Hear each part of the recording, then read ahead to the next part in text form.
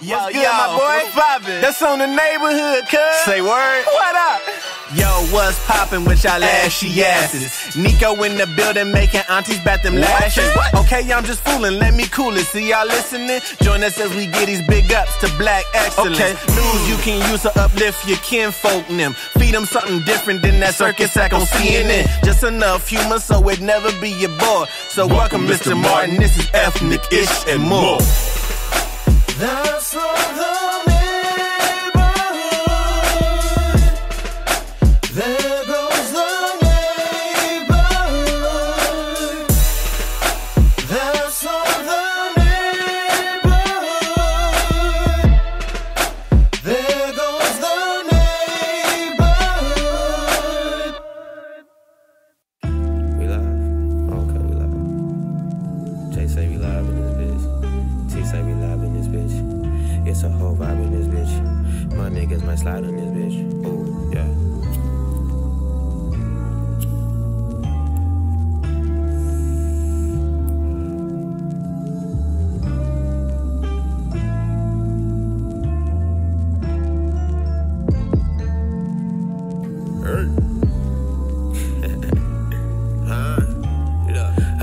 Off no nigga with a tongue on my name, but they ring me no check. I'm taxing every word that's facts. Too many L's to the face can't match. Never get caught up in he say when she said that she know this young king the man now. I got a plan, I ain't waiting for action, I'm making it happen, no handouts. I ain't tripping off no nigga with a tongue on my name, but they ring me no check. I'm taxing every word that's facts. Too many L's to the face can't match.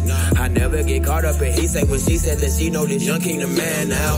I got a plan, I ain't waiting for action, I'm making it happen, I'm making it happen. I can't be tripping, but I'm on the mission. Some niggas was dipping while I'm bringing chips, and I'm harder than Crimson and find it fairly odd. Now they wanna fuck with the squad.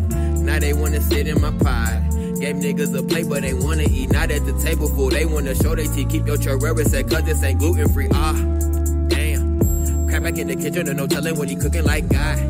Damn. Feeling good, how he should. Switch your over wood, nigga, I tap. Slice. God lead the past in the ashes. Some niggas don't make it like classes. I wanna teach, but can't force feed lessons. That's why I ain't tripping off no nigga with a tongue on my name, but they ring me no check. I'm taxing every word that's facts. Too many L's to the face can't match. Never get caught up in he say when she said that she know this young king the man now. I got a plan, I ain't waiting for action, I'm making it happen, no handouts. I ain't tripping off no nigga with a tongue on my name, but they ring me no check. I'm taxing every word that's facts. Too many L's to the face can't match. I never get caught up in he say when she said that she know this young king the man now. I got a plan, I ain't waiting for action, I'm making it happen, I'm making it happen. Niggas be faking the funk, what I got in my blood, nothing less than the best. Now why would I stress? Let's keep it blunt. You ain't in the gym, you shoot ball just for fun. See, I'm on the run, going straight to my destiny. I don't question them when they keep blessing me. Mr. Fantastic, my baby stretching me. But for them, I pull it all together. See, it's nothing better. Hit my weed like it's butter. I can't believe it's not butter. TJ told me it's that new exotic. Gotta be, I just passed it to Scotty. In the sanctuary where I'm sparring. And you know my angels well guarded. Demons wanna try to keep me down, but you know me, it's 7 always around. I ain't tripping off no nigga with a tongue on my name, but they ring me no check. I'm taxing every word that's facts. Too many L's to the face can't match. Never get caught up in he say when she said that she know this young king the man now. I got a plan, I ain't waiting for action, I'm making it happen, no handouts. I ain't tripping off no nigga with a tongue on my name, but they ring me no check. I'm taxing every word that's facts. Too many L's to the face can't match. I never get caught up in he say when she said that she know this young king the man now. I got a plan, I ain't waiting for action, I'm making it happen, I'm making it happen.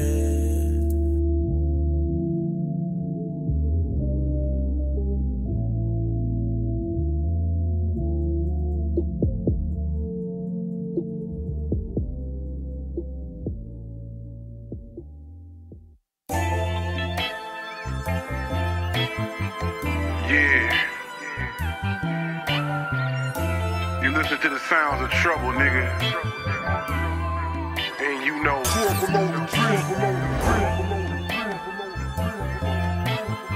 Just thought I'd put that out there. Real nigga shit. Trouble. Hey. Top back, feeling good. Gripping leather and that wood. Caddy thing, switching lane. Young rich nigga misunderstood. Might hop out that foreign car. Just might fuck me a foreign bra. Big player the Himalaya, mama taught me well. Big screens, cameras watching, paparazzi taking pictures. Got your bitch, yeah, she with me. You see the chain, how it glisten. You see no roof cause it's missing. You see this clip, it's extended. Big old Bugattis and bitches, low riders and hidden switches. BBS be the diamonds. You see my watches, they shining. Much better cause we better. And you know it, and we know it. Yeah, them haters be watching. They see me shining and grinding. Versace draped up in diamonds. It's that pimpin' at its finest, yeah. All day, yeah, and all night. Fucking with you and getting paper, what's on my mind? You worry about me, cause I run through these streets. Both of these eyes are for you, I ain't taking these free. I hit your line and say, baby, how you doing? Can I have some of your time with me, girl? Come take a ride tonight. Cause all day and all night. Fucking with you and getting paper, what's on my mind? Hey, watch me pullin' that Cadillac, all that Range Rover, all black. Pullin' up, I be stunned. Old school by the 100 rack. I be damn, that's a bag, ho. J might hop out that Jag. Switching lanes down 64. Blowing smoke, catch me riding. Hey, got a bitch and she rollin' up. Just stay quiet and stay pulling up. Got that drink, it's up in my cup. You see me swerving and sipping. Don't get it twisted, it's with me, ho. Got that fine, I'm bustin', ho. And I ain't missing no witnesses. Hey, just respect this big pimpin', ho. When you see me, I be clean as fuck. Don't be trippin', don't be worried about what's in my cup. Casamigo, don't be worried about what's in my blunt. Runs, black and stick, you want a sample, come and pay that ticket. It's for the low truck. All day, yeah, and all night. Fucking with you and getting paper, what's on my mind? You worry about me, cause I run through these streets. Both of these eyes are for you, I ain't taking these free. I hit your line and say, baby, how you doing? Can I have some of your time with me, girl? Come take a ride tonight. Cause all day and all night. Fucking with you and getting paper, what's on my mind? Hey, when you see me, I be clean as fuck. Don't be trippin', don't be worried about what's in my cup. Casamigo, don't be worried about what's in my blunt. Black and sticky, want a sample, come and pay that ticket. It's for the low truck.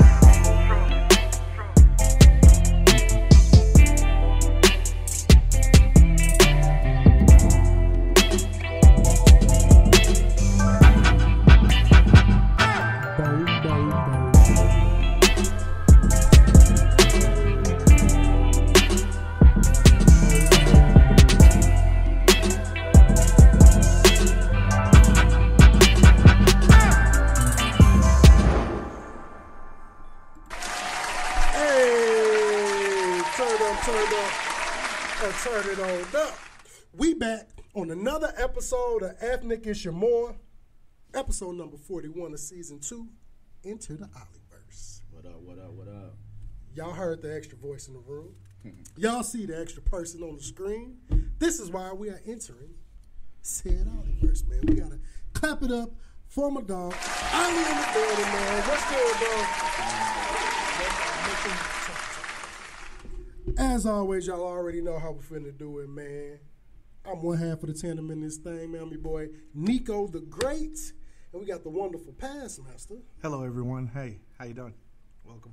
He's in this thing, man. We finna do this wonderful thing we got called postal podcasting, meaning rain, sleet, or snow. We in this hole. We gonna give you all the wonderful news, some type of jewels, and find all the motherfucking blues clues. Fuck you, that Steve. That nigga Steve left behind.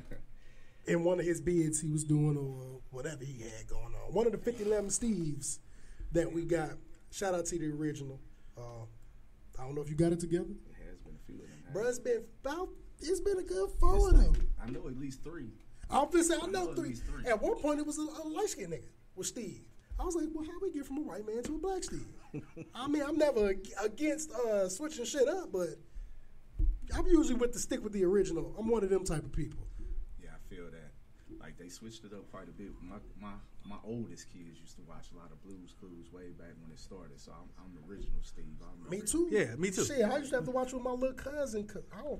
That shit definitely wasn't on. I don't even remember when Blues Clues came out, but How old is your oldest? 25. Yeah, I'm finna be 25. Yeah, mine about to be 20, so, shit, yeah. Mine finna be 14. Damn. Shit, that shit is Hey, enough for me. hey, don't bring that up. It's still kind of new to me. That's enough. It's Just still don't kind of new get, to me. Just don't get 40 and have another one. Well, Pass, we have some wonderful news that we can tell the people. Damn, Ollie, you had to bust me out He like did that. the greatest alley-oop. I didn't even know. Hey, shout out to the missus. We found out the first week of May that we are pregnant. Congratulations. Gotta clap it up. I wasn't even trying. At-home producer. Hey, so Such a natural, man. It just worked out. yeah, so it's crazy. Like the first week of May, obviously we've been married 5 years, been together 7, been trying literally probably 6 of those years to have a baby. Like we just was like, hey, fuck it, I ain't pulling out no more. So it is what it is. Right. And just it wasn't in God's time or God's plan to have a baby earlier. And then the first week of May, we've been dealing with a lot in 24. Lost my mom this year and everything. So it's like dealing with a lot. First week of May, my sister noticed that my wife was acting weird, doing certain things. And I noticed she had been doing some things too, but all of the shit was explainable by everything else. Like, she was like, one day, she was like, my breast hurt. I'm like, well, we just found out your auntie had breast cancer, so we worried about that. Sure, yeah. You know what I'm saying? Then all of a sudden, she started throwing up every time she would eat milk. My wife eats cereal like a little kid, big ass bowl, like just like a 5-year-old. You give her a big ass bowl of cereal and she good. And she all of a sudden started throwing up and lactose intolerant. I'm like, well, your daddy was lactose intolerant, your brother is, a lot of people in your family, so maybe it's that. It was time. Right.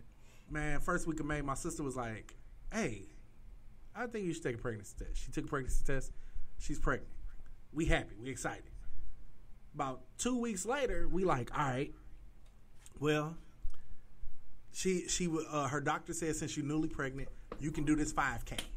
So my wife is big into fitness, so she did it. She wanted to do this run walk. So she does a 10K. And everything was cool. Like, I was like, hey, just take it easy. You pregnant. And both my wife and I are 40. Like, she's 40, I'm 41. Okay. So we like, yeah. So we like, hey, I'm like, you older. I know this is going to be high risk. Just chill. Next day, she called me. We got to go to the emergency room. I'm bleeding. I'm like, man. We just found out 2 weeks ago. Now you about to take it from us? Like, I can't take too much more, guy. Like, hey. And sure enough, we get there. We doing a damn, they do the ultrasound in the emergency room. They're like, how many weeks are you? She's like, probably about 6 to 8 weeks. It's like, yeah, your math ain't math. They turned the screen around. It's a whole baby in there. She was 15 weeks pregnant at that time. Wow. So we are 20 weeks pregnant now. So, like, when we posted on Facebook on our anniversary, which was Saturday, we already 20 weeks pregnant. So folks started calling us like, hey, y'all said due in October. Like, that means, The like, math. Y'all niggas been pregnant. Yeah, we been pregnant. We just didn't know it. Wow. So that's what it is, you know. And the day after I post my the damn baby announcement on Instagram, the goddamn Africans then got me. But I'll talk about that later. Oh, yeah, them niggas. Oh, he's having a baby. Congratulations again, man. Right on. So I got 20, 16, 8, and a newborn. Yeah. So yeah, I got 25. Making a 5. Soon to be 25. Recently 23. 7 and 5. Oh yeah. Oh yeah. He was there too. They like, hey, you just raising your baby's baby, huh? You just so like I ain't got no grandkids, right? Well, hey, that's still better you ain't pawpaw yet. That's the thing about it for me is like I'm glad about that. My kids that's grown can get their siblings and deal with them, and they can get that experience of what it's kind of like to be a parent without being a parent. Because I was a parent too young, so you know. Yeah, I was a parent at 22, and it was not fun. I was a parent at 20, got married at 20. Like I shouldn't have done none of that, but that part it made me who I am. You know what I'm saying? But hey, I had Sean was I was 20 when she was pregnant, I think. Yeah, and then I was 21 when I had him. So for me to be like 20 and have my first kids, and look, I got people that's younger than that had their first kids. Of course, we all know people. Oh yeah, me too. 15, younger than that. I know 14. Yeah. 14, yeah. So like, but me being 20, having my first set of kids, and then my kids not having no kids, it's at like that age. fucking listening to everything. I need you to beat my number and beyond. Yeah, live your life. You know what I'm saying? Live your life. You feel me? Okay. Yeah. Yeah, but no, I feel that. That's why I'm glad I got the blurred for the kids. I got one, my girl got two, so I got three. Right. And we each got a blurred. Her oldest, he like to be, he one of them nonchalant, like, yeah, I'm cool when I ain't around y'all, but when he get to be himself, he's a little nerd. They love video games. I've been pushing them. I'm like, hey, she just bought him a gaming computer for his birthday, his 12th birthday. And I'm like, look, if y'all gonna be serious, I'm like, bro, I know some people y'all can talk to. I'm like, let's take it serious, because I hear y'all through the walls playing these games. I'm like, you got all this animation behind it. I'm like, bro, you know you can potentially make something off of it. Turn that into I'm like, when I was if you would have told me when I was y'all age, playing video games could turn into a profession when I got older in life, I'd have took the shit serious. Right. It was one of them, like, you on these damn video games too long. And I feel like our generation and well, my generation, y'all generation, because I'm a little bit older, but just a few years older than him. A lot of the things that we seen, shit, skateboarding, rap, hip hop, all that shit, graffiti artists, just being an artist in general, skating, music in general. Yeah. A lot of things we came up in the society that told us, like, ain't none of that gonna amount to shit. Take your ass to school. Yep.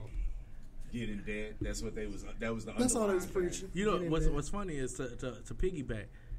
Me and my wife was watching Drumline the other day, and remember the big issue with old girl was that she wanted to be a dance major, but her parents was like, "That's not a real major." Yeah.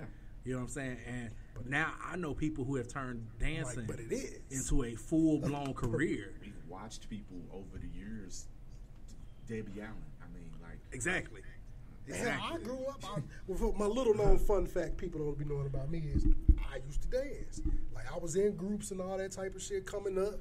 I was cold at that shit. Yeah, but I got older. Now I just do it on skates. I be seeing them dancing in the videos. Yeah, bro, I'll do a little bit. I don't never full out do it no more. I don't even know if I got the energy. But I'll be saying I'm going to go back to a class because that's when life was fun for me. Yeah. Like, to do something you love from back in the day, it's just like, I ain't really worried about what nobody else say. It kept me in good shape, all of that shit. Facts. But now I just do it on skates. But I'm like, bro, I know people we got a homeboy, shout out to David Fonseca, because we was all doing it for just like fun. But he saw the bigger picture in that shit. He was like, bro, I'm cold. Like, I could do this shit. He was the best one out of our whole group. And then I look up years later, he do tech shit, but he moved to Cali. So he could be closer to what he want to do. He done been on all type of professional stages doing that shit and just pure hip-hop dancing. Well, shit, my boy, I went to a dude I was friends with in high school, went to college down at UAPB. Okay. And he was on dance groups and shit in high school. Back in the day in St. Louis, we used to have this thing called the Battle of the Bands. Battle of the Bands back in the day used to, it was supposed to be for bands, but after a while, it wasn't no St. Louis bands that was willing to battle like Sodan or U-City. That would be it. And so it would be like these dance groups and everybody competing against each other. And he was the head of the dance group over at Sodan, man. He took, he went to college. I forgot what he majored in, but, did the whole HBCU pledge, Alpha, all that stuff. But after, I guess, his love for dance solidified while he was in college, and he became like one of the choreographers for the Golden Girls, which are their majorette dances. Dude turned that into a full out, like, got his own little team. Was on the show Bring It because he challenged the dancing dolls and all that shit. I was like, hey dog, we ain't cool no more like that.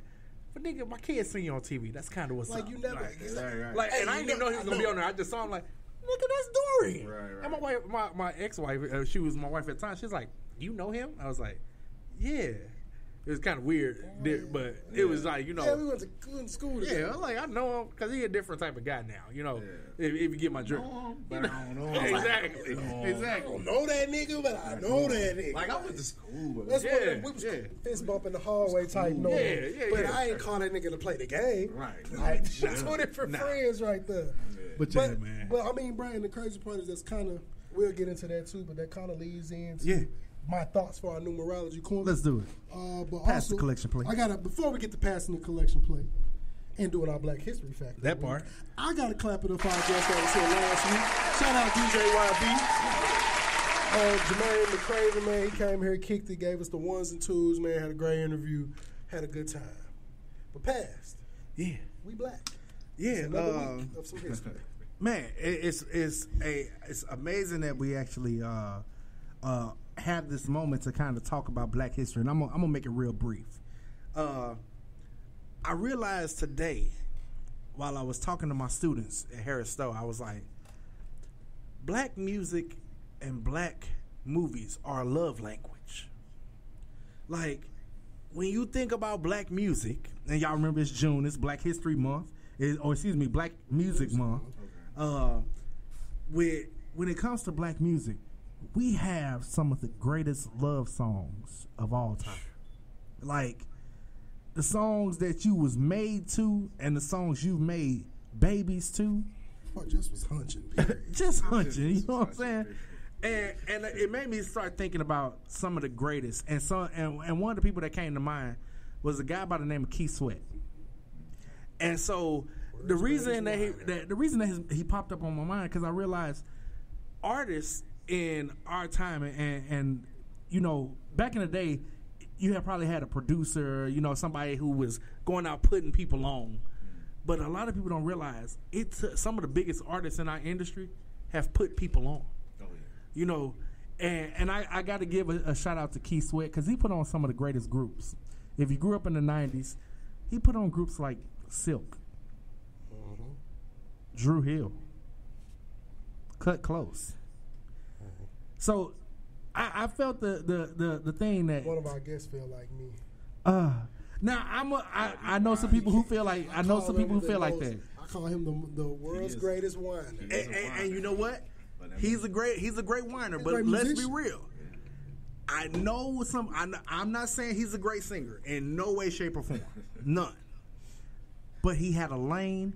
He stayed in it. Yeah. And if you be real, his first album, let's say it's 10 cuts, 7 of them were singles, and they was all top 5. Yeah. So I know we got our feelings. I know some other folks that feel just like you. Hey, I feel the same way about your main song. So, but you gotta give it. If you get a chance today, just pop in that first Keith Sweat album. You know what I'm saying? I was like, man, this Black History Fact, it ain't really history for me, but I realized there's some younger folks that watch the show. So, hey, take a listen to Keith Sweat's first album. Don't have no kids. I am not responsible for your bad decisions. It's a classic. That's one thing you can't take away from. Listen, when that Keith Sweat first dropped, them fish fries on Fridays, boy, they was playing that.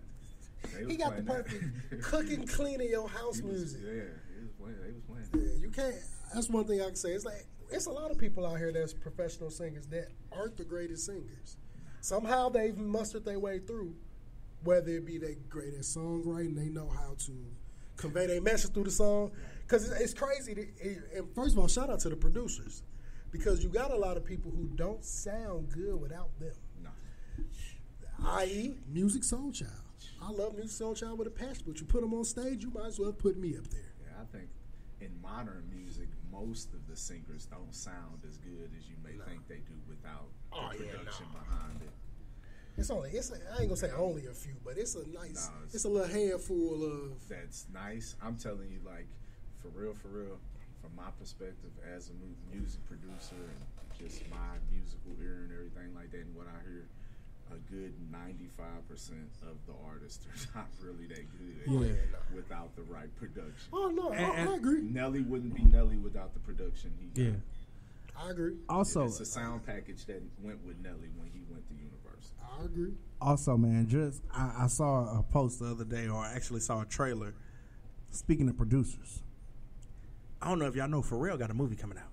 Dude, that's crazy. Pharrell has a movie coming out about his life. It's like his background. It's his bio. About that dude who's suing him. But the crazy thing about it, though, about this movie is that it's a Lego movie. I'm kind of interested in seeing it now. Hey, dog, I wasn't at first. I don't know if we could do it, but if you get a chance, look at the trailer. Yeah, it's Pharrell saying, you know what? If I'm gonna tell my story, the only way I can tell it is in Lego. I feel like the audience is crazy. The audience for that is crazy. But it's gonna be crazy. The Lego audience is like, if you seen this Lego challenge, like while we on some Black History facts and things like that, like Black girls been showing Lego collections. Bruh, listen, I caught one video. I'm like, and it's a whole string of them, and y'all showing. Look at this one. Look at this one. They got all kind of stuff. Did I meet somebody? I either met somebody in person or I saw a video on Twitter of this black woman, and she was talking about like, I do this, like, nigga. Yeah. I was just, and it'd be one. Hey, any black ladies watching you do Legos, I would love to interview you because I just want to know at what point. I know I can't say it's still from your childhood. You may have had a brother that had Legos and you got to building some shit, or you may have discovered it when you got older. But I'll be wanting to know. But black women do a lot of things that are, I can see, therapeutic. Like they got me on coloring. Yeah. Coloring is very therapeutic. I bought all these crayons. I don't be using them, but I got them just for whenever I'm ready. Kids can't touch them. I work at an elementary school, so I just be using that shit. They be at the school. You be coloring? You be at school? I be fucking with them with the little kids and shit. But the security guard, she the person that got me hip to it. Mm-hmm. Shout out Officer Morgan, because I come in the building one day, if she having a bad day, she got like these adult coloring books where it spell out curse words, all type of shit. But she's just like, bro, it helped me from spazzing on somebody to sit here. Focus on staying in the lines and shit. And she's like, by the time you realize it. And I was like, damn, man. So when I had started going to these trainings they would have me go to, they would give us these coloring books sometimes. So I'd go give her a couple of them, and I got some I kept. But I'm like, bought me some fancy-ass coloring pencils that can't nobody touch. Right. And I'm finna just sit at the table, smoke a blunt, and I'm finna just color, bro. Like a kid. So did it work? Yeah, bro, it's super. I mean, bro, it's just, you gotta think about it. When you find something that you at one point in time enjoyed or you currently enjoy, and you have divested all your focus into this at the moment, and then it's just like, you could be mad. Like, you could be mad trying to do that shit, but you're going to feel it in your hand because you're writing too hard. Mm-hmm. Yeah. Then you start telling yourself, okay, relax. Chill out. You start getting to the light-handed point. Start adjusting. And now it don't let you be doing it to, look, I played that Andre 3K in the back. Got that flute going. The flute man, a.k.a. I call him the Black Ron Burgundy. Yeah. I just want to see them pull that hoe out his sleeve one time before my life is over. But it's just like, it's just one of them, it's a calming thing. It's like, because how long you think you're going to sit there and just, before you get tired of doing it, it's like, all right, breathe while you do the shit. It's like you smoke a cigar. It's like meditation. It's a meditation thing. Yeah. That's why I say, you ain't got to listen to no 3 stacks, because I don't do that all the time. It just take your mind away from everything that's going on. That's one thing. My wife hates cigars. She hates it. But it's my meditation. It's my, as much shit goes on in my life, it's like hey, I need this. But that's your break. You get to stop and focus. Like, just smoke. Think, especially if you smoke by yourself, you're not talking. Right. You're just listening to your inner thoughts at this point in time. You listen to music. You getting the vibe. I do that with skating. Like, that's why it could be we can have 100 skaters that have met me call in from the rink, and I guarantee you, all 100 of them damn near will be like, yeah, that nigga don't talk in here. And I'm gonna talk to them motherfucker when I want to, but I'm not here for that. I'm here for my therapy session that I pay $8 for. Right. I don't gotta. And if I want to talk, cool, I could do that. But if it's one of them sessions where I gotta wear headphones, I'll just put them motherfuckers on and I'll zone out for hours. I used to go skating, bro, 4 or 5 times a week, 4 hours, 3 to 4 hours a time. And it's just, bro, I'll be pissed. I could have a horrible day. I'll smoke a blunt on the way to the ring, get in there, lace them motherfuckers up. As soon as I slide across that floor the first time, like butter, it's a wrap. By the time I end that bitch, I'm drenched in sweat. I guess it's the same way for people who go to the use the gym. Yeah, that's how I used to be when I skateboarded. When I would ride my skateboard, I just get on it. And next thing you know, I look up and like, damn, I'm here. You know? Yeah, that's what it be. It's just like I done came this far. Like, you know what I'm saying? I did that shit walking drunk one time downtown Chicago. Anybody's ever been to downtown Chicago or live in Chicago? I'm from the Chicago area. I've walked from downtown to Addison, which is the Cubs stadium. Oh. So that's a good. I know if I was going south, it would be 35 blocks. I think the Sox stadium is on 35th Street. So the Cubs gotta be in somewhere type of number like that if they had numbers going that way. Because all the numbers go south, presidents and all that type of shit, and just random names go the other way. So I'm like, bro, but it was one of them. We was drunk. It was two of us. It was me walking by myself. I'm like, shit, it's summertime shine. Nigga, I'm finna go outside of the dorms. Y'all kick it. We'll be back. It's a homeboy birthday. They was taking too long for me. I'm already drunk. Then they call me like, bro, where you at? We finna turn up. Let's go walk. So I had to double back, come get these niggas. We meet up and walk. And before you know it, we just walked so far. It was one of them like, shit, it's gonna take just as long to walk back. So we could just keep going till we done and catch the L train back down to the room and shit. So now I'm getting to see parts of Chicago I thought I'd never see on foot. Right. And I'm just like, bro, this therapeutic as fuck. I'm like, I done straight did this shit without y'all. But it's just the being able to be within your own peace of mind and whatever you do. And so utilize that type of shit, my people. Which leads me into my wonderful numerology corner. Yes, sir. For the numerology corner, since you are a first timer here, is me taking the number of the episode, going to my favorite website, sunsigns.org. Shout out to y'all. And I find something within their angel number section for that number that I feel can correlate to whether my life or really the masses. Because I'm here to pass the collection plate around. It ain't a real plate. I ain't asking y'all for no money. Unless you want to donate. Who am I to tell you no?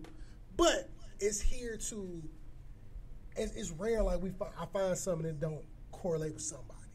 Whether it's in the audience, whether it's at the show. So, for the number 41, it's a communication from the ministering angels that your mindset and feelings should be hopeful and affirmative. Your ideals and actions are getting converted into physical realities that are beneficial to you in your real life. You should work with self-belief and hope that your efforts to accomplish your ambitions will yield the expected outcome. Faith without work is dead. Put in that work, manifest and divest yourself in the work that you are doing, and generally 9 times out of 10, you get back what you putting out into it. And I learned that a lot. I learned that with their masonry. You get out of masonry what you put into it. Right. It's just like you treat life like a ATM. If you don't deposit no money, or a bank. If you don't deposit no money, you ain't got nothing to take out of the bank, the ATM, when you get there. So you got to pour into the stuff. You got to truly believe, like, what you doing is in your right path and direction, is where you headed, whatever come along with that journey. Because all journeys ain't perfect. And if you're looking forward to be perfect, you'll never complete the journey. Because it's going to be bumps and bruises, it's going to be trials and tribulations, but that also help you grow. How many people we see all these famous people, you got half of the world, more than half of the world, just like, oh, damn, I want all the fame and riches. Right.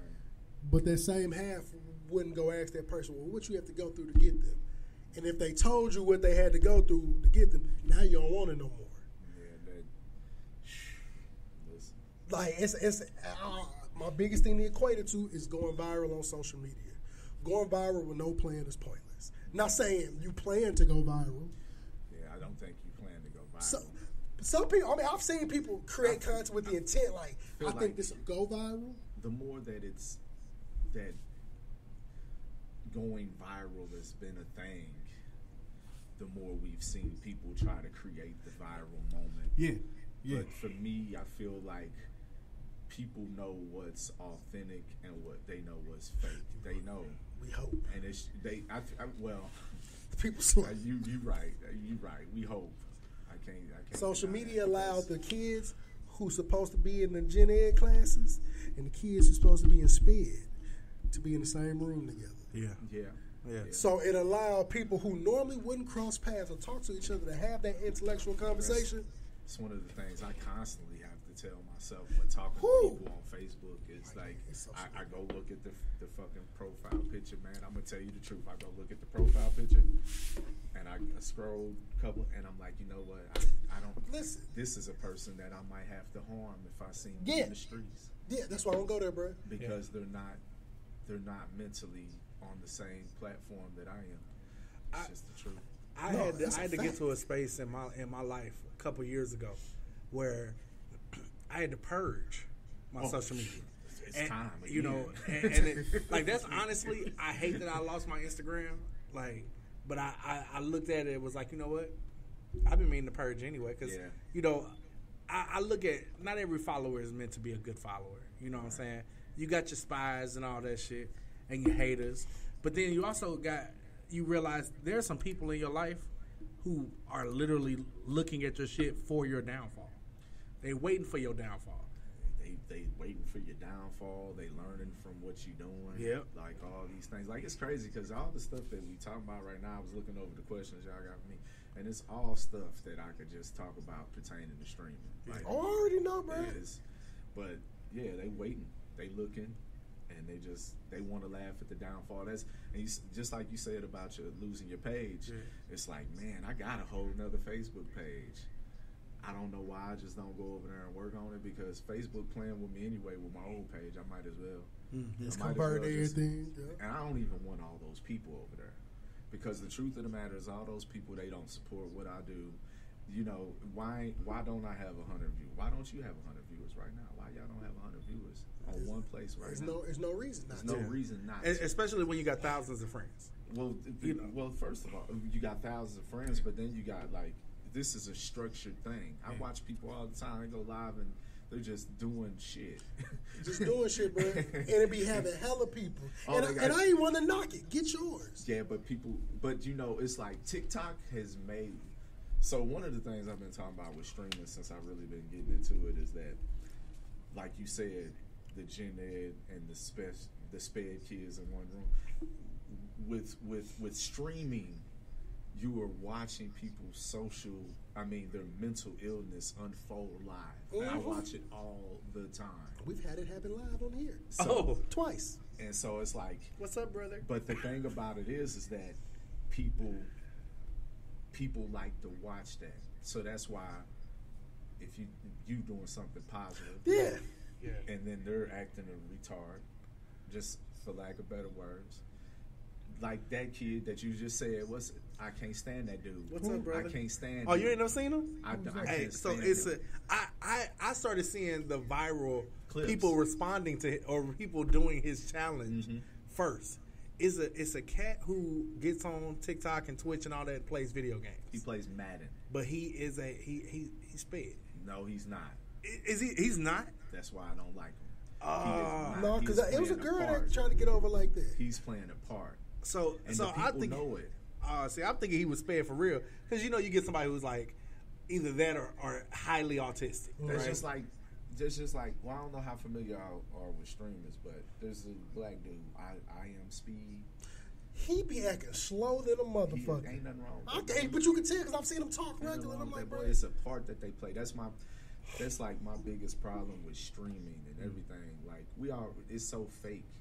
Like everybody's you playing a role. But see how I look at, because me and my girl talk about it all the time. If social media, and not even saying pertaining back then, because I could do it now. But back then, if you would have gave me this type of stuff, doing the shit we was doing as kids, I would be them niggas. Now I would be up there, bro. If there was a stream rolling back when I was a motherfucking teenager in my motherfucking bedroom in my mama's house, when I was spinning records and all my homies was in there, we was playing Tekken all day, smoking, and just doing what we was doing, we would have been right in the same I would be position. in the same position. But the thing for a lot of us is at the same time is that with the lifestyle that we had, me particularly, and my group of peoples from my block, the camera wouldn't have been rolling probably. That part. You know what I'm saying? Because we had the camcorders and everything then. Like I had it. I used to take my parents' shit. But the thing is that wasn't nobody thinking about let's make a motherfucking mixtape of all the shit we just be doing. Hey, what's crazy, man? When I was in college, man, I went to Tennessee State University, and man, my roommate at TSU, my boy Jason, shout out to Jay Free. Jason showed me a video of when he was in high school.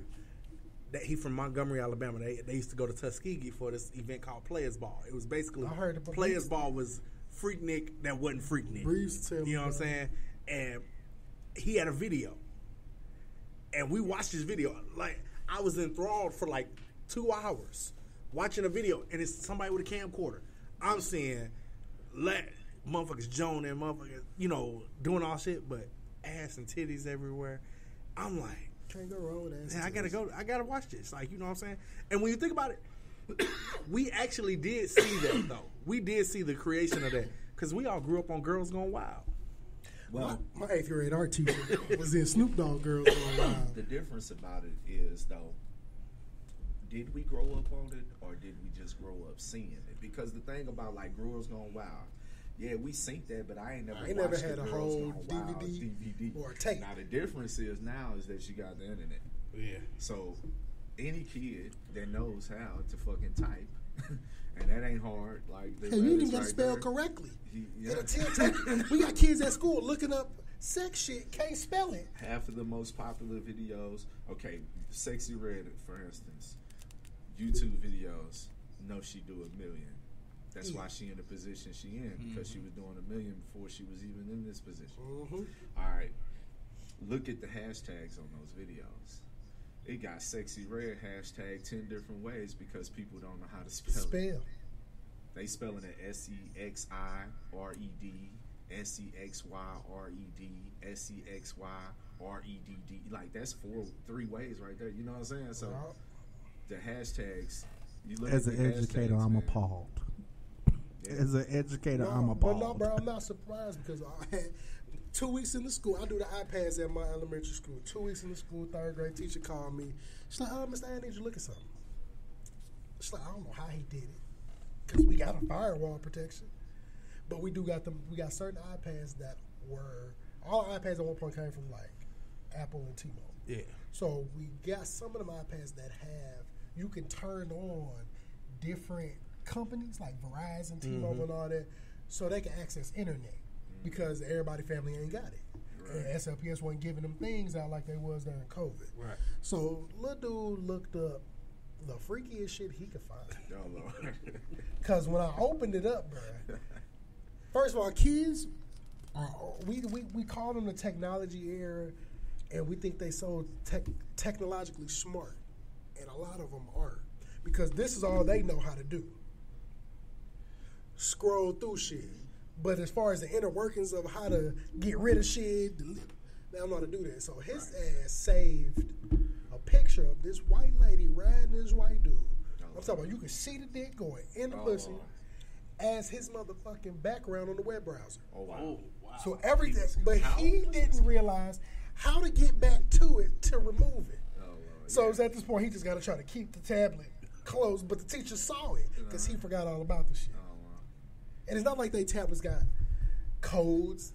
It's just I just press the home button and your shit come up. How old is the kid? He was in 3rd grade, so 8 going on 9. Yeah. And like they extra freaky now because of the intensity of social media. Yeah. Before, you had to damn near put a virus on your computer to see porn. Well, yeah. Well, with Apple products, you can't really give them a virus too easily. So if they're iPads, it doesn't.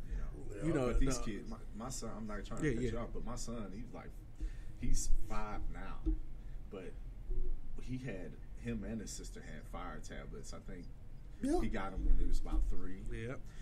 Man, every time he would get his hands on it, I had to take it away from him because we've got parental protection on it, where he can't buy stuff. But he buys $25-$30 worth of stuff for more every time. Now, how is he buying it? How is he getting past the parental protection? So, like, the kids, and he can't read, he can't write at that age. I mean, he's 5, he still can't. He's starting to recognize words now, you know what I'm saying? Like, see them and recognize, but he couldn't do that at that time.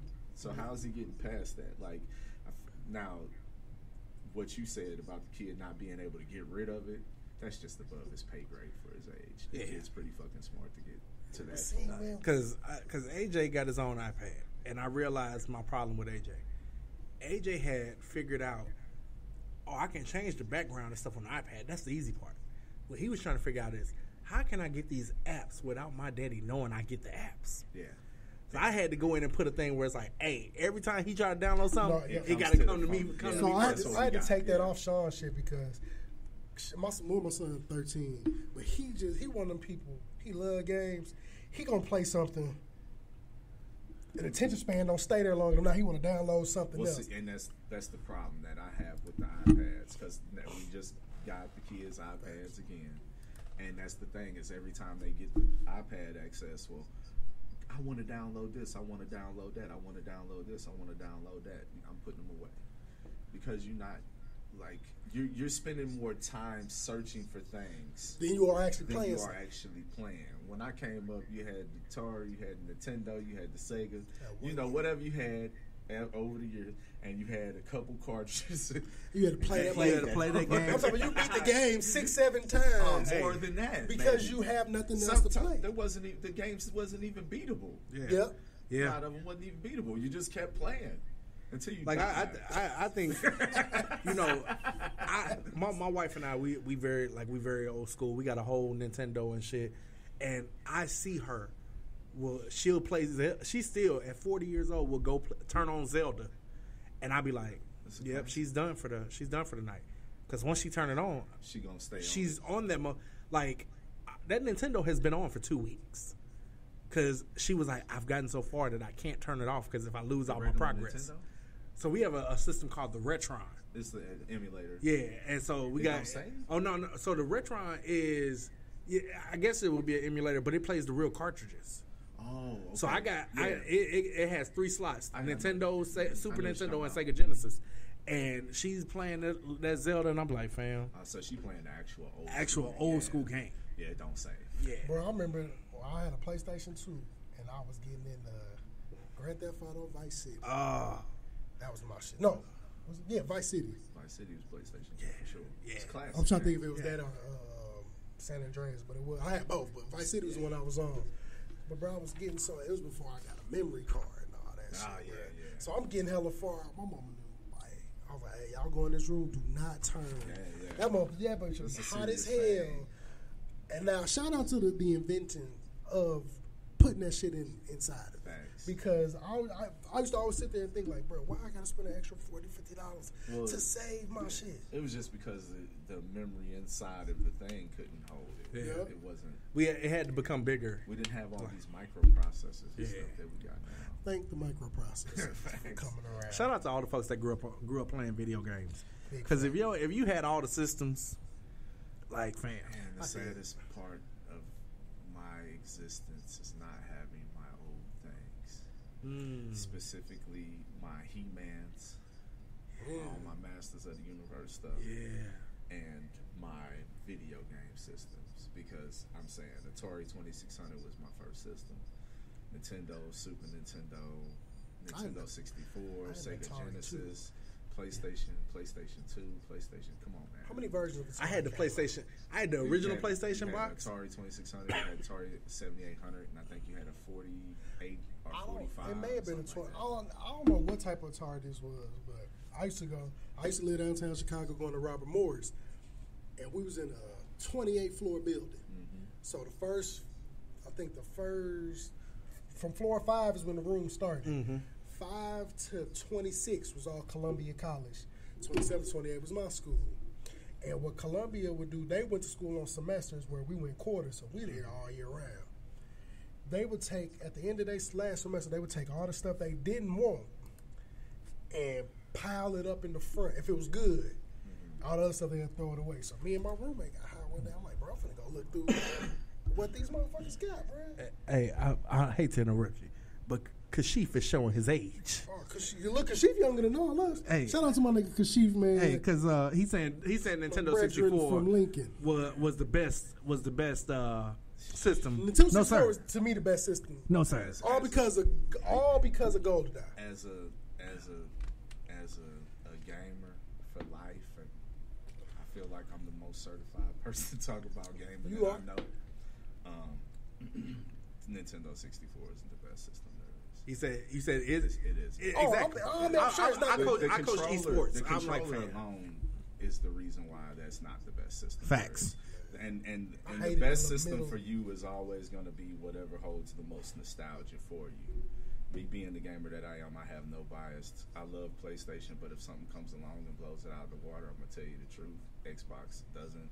It just doesn't. But I have both. You know what I'm saying? The best system of all time to be the truth is the Sega Dreamcast. Hey, you talking about before its time? Because I had one. He said Super Nintendo only had Duck Hunt and Mario. That was regular Nintendo. Crazy that was story regular about Super Nintendo. I had one, bro. playing the Super Mario. My brother, who I don't really talk to the nigga now, but it should have been because of this. But you know, somebody finesses you and you don't know better. I had the Super Nintendo. First of all, the bad part is my mama had it plugged into the socket, in which was for the light switch. So I got to the last level on a Super Mario game. That nigga walked out the room one time just thinking, all right, bruh, I'll see you later. Hit the light switch. You just hear me in the background like, no! That would have been a viral moment. No, bro, look, if it was for Canberra, yeah, it would have been me for trying to beat the brakes out that nigga. Because I'm like, bro, you know, like, me and him together took hours. He came and visited me and took hours to help me get that up there. Because we ain't live together. The original Super Mario? Bro, the original, bro. It's crazy because now you go back and play that game and it's like so easy. It's so easy. Oh, you just and then you realize you just be like, hey, you know what? Well, if you know how to warp, it's just so yeah, easy. it's like, you know what? I'm going to skip to the last board anyway. Yeah. You know, I remember the first time, probably the greatest feeling of my young life. I had played Punch-Out. Played Mike Tyson Punch-Out, and I finally got to Mike Tyson. You actually played Mike Tyson Punch-Out? I actually played Mike Tyson Punch-Out. You was fortunate to play Mike Tyson. Oh, yeah. Mike Tyson Punch-Out and then there was Punch-Out. Yeah. Right. I actually played Mike Tyson Punch-Out. Awesome. And the first time, I remember my cousin and me, we going back and forth. We fighting him, he whooping our ass. We can't do nothing with him. And something was like, I'm watching my cousin play, I'm like, he vulnerable when you do this. Right. Next time I got the controller, beat him. You would have thought we won the goddamn World Series. Oh, yeah, bro, you beat a nigga. So I never was fortunate enough to play actual Mike Tyson Punch-Out. But I had Punch-Out. See, I got Punch-Out now. I got Punch-Out now. Mike Tyson Punch-Out was at my cousin's house. Okay. But I actually, I found Punch-Out on eBay for like $6. That ain't bad. And had it shipped to me. Yeah, that Mike Tyson Punch-Out will run you about $200. Oh, yeah. Oh, yeah. It's crazy. To have Mike Tyson, because it's crazy because that's when licensing started really becoming a thing. I remember when Jordan wouldn't allow himself to be on none of the games. You would just have a nigga with the number on with 23. No name on the back. Like, remember NBA Jam when NBA Jam came out? And then they had Pippen and Kerr. It was like, who wants to play with them? It was like Horace. It was Pippen and Horace Grant. No, Ron Harper. That was on the second one. Stutterbug. Okay. That was on the second one. That was on like the championship edition. On the first one, it was Pippen and Horace Grant. The first time Jordan showed up on the game was Live 2000. The one with KG on the cover. Because I remember you had to play that nigga in the park. But you know that's why they did that, because Michael had his own games. Yeah. You remember you had Michael, it was like Michael. He had Windy City. Yeah, Windy City, where it's like. It was like a side-scrolling game. Like he had, it was side-scrolling. So it was like Moonwalker. I was just gonna say like Michael Jackson's Smooth Criminal game on Sega Genesis. Oh, that was Moonwalker. That was my shit. Yeah. Hey, speaking of Michael Jackson, dog, I hate to throw it, but dog, you mentioned Michael Jackson. I went to see MJ the Musical last week. Okay, so what you think about that, bro? As a person who never got to see Michael in concert, but was a huge Michael Jackson fan, it was amazing. I thought it was absolutely wonderful. Like the fact that I didn't go there and see them like lip syncing to Michael's songs, to actually know that these guys are actually singing his songs and they sound like him. And you talk about three different guys at three different ages of Michael, all sounding like him. There were some parts where I just was like, yeah, y'all didn't have to do that. I thought it was I don't know what I thought it was. So I seen like, you know, information about it, promotion about it, and I was just like, I don't know about that. Then I heard there was like a Whitney one. I'm not sure if it's I ain't heard about the Whitney. My cousin, a reputable source, told me that I think it was Whitney, somebody deceased, and they was like, it was really good, so I'm gonna give this one a shot. And I was like, man, I don't know how necessarily.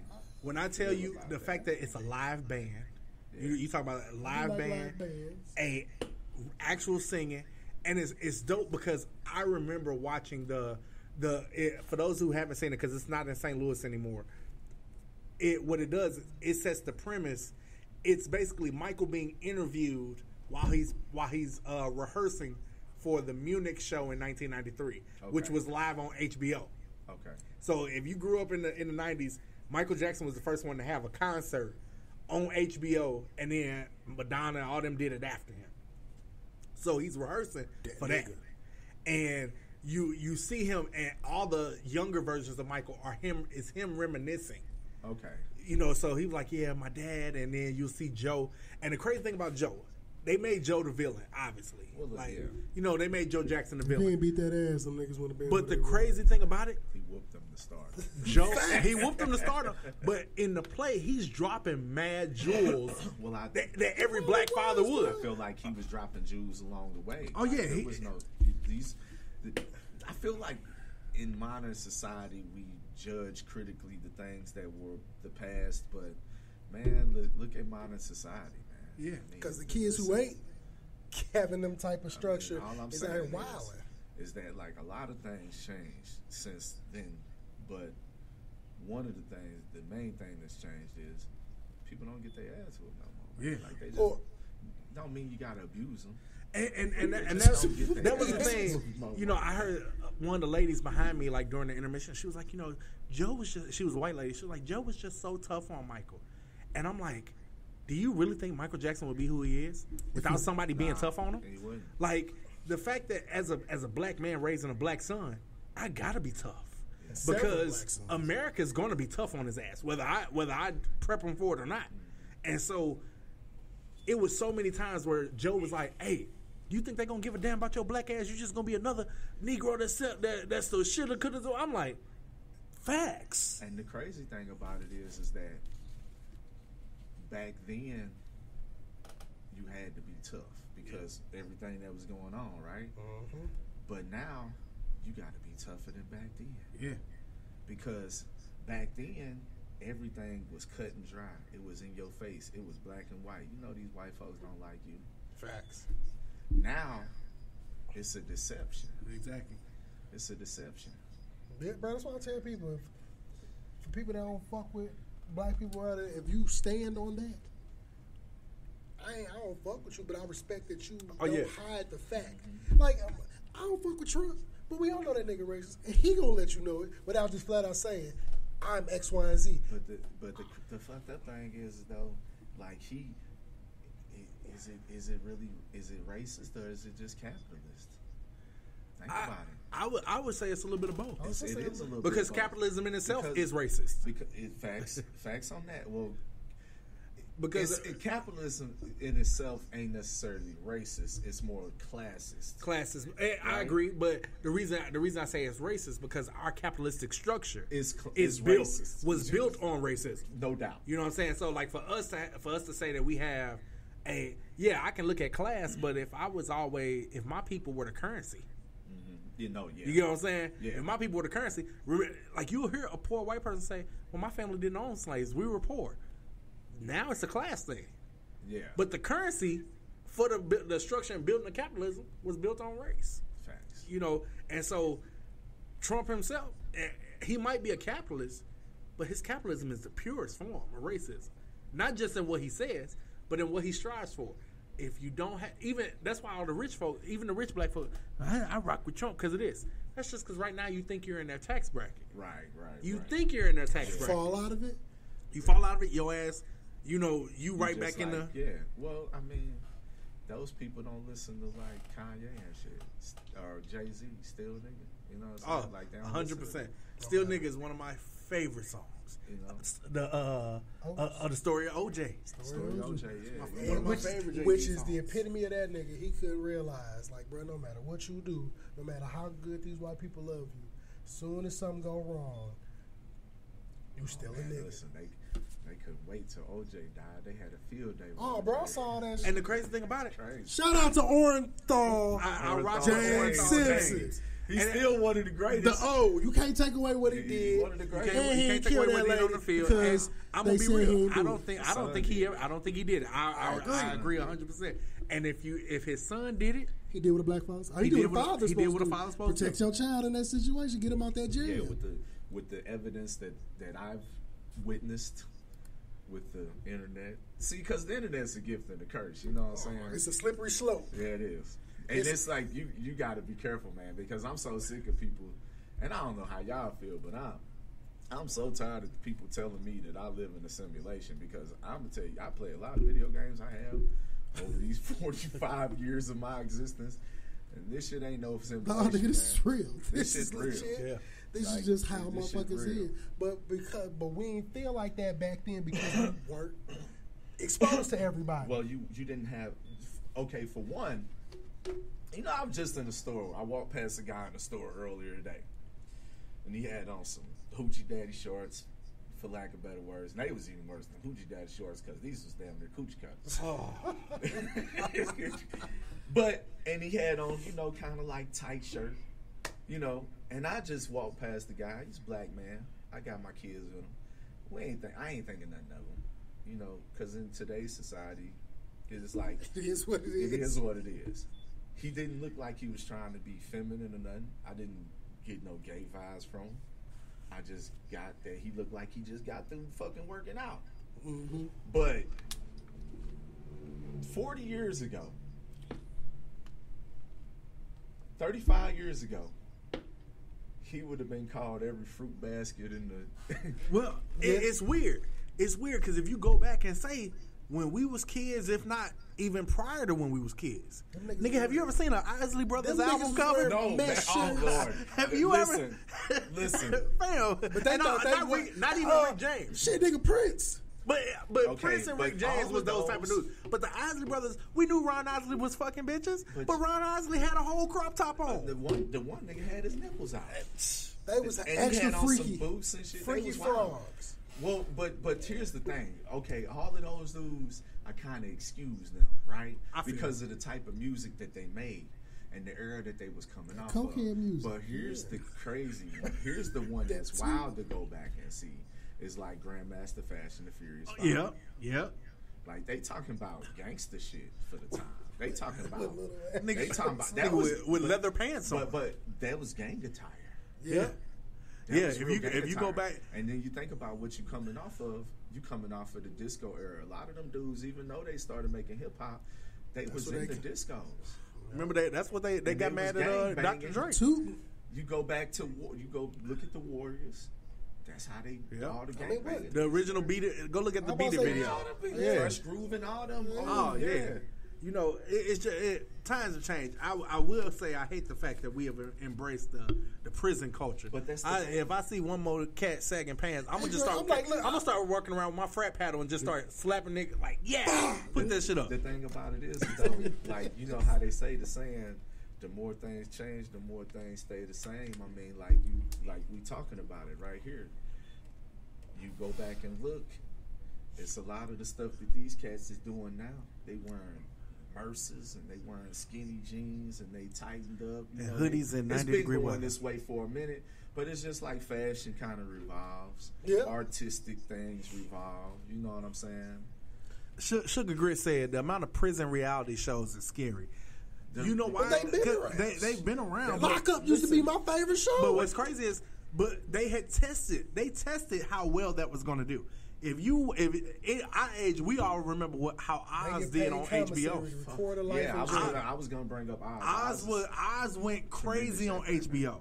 Oz was a wild fucking show. And you're talking about so many folks watched it that it was like, well, shit. If we watching like a visualization of this shit, they'll watch the real shit. Yeah, because no doubt. Well, I feel like it all was a progressive thing. Like if we while we on that, just let's talk about colors.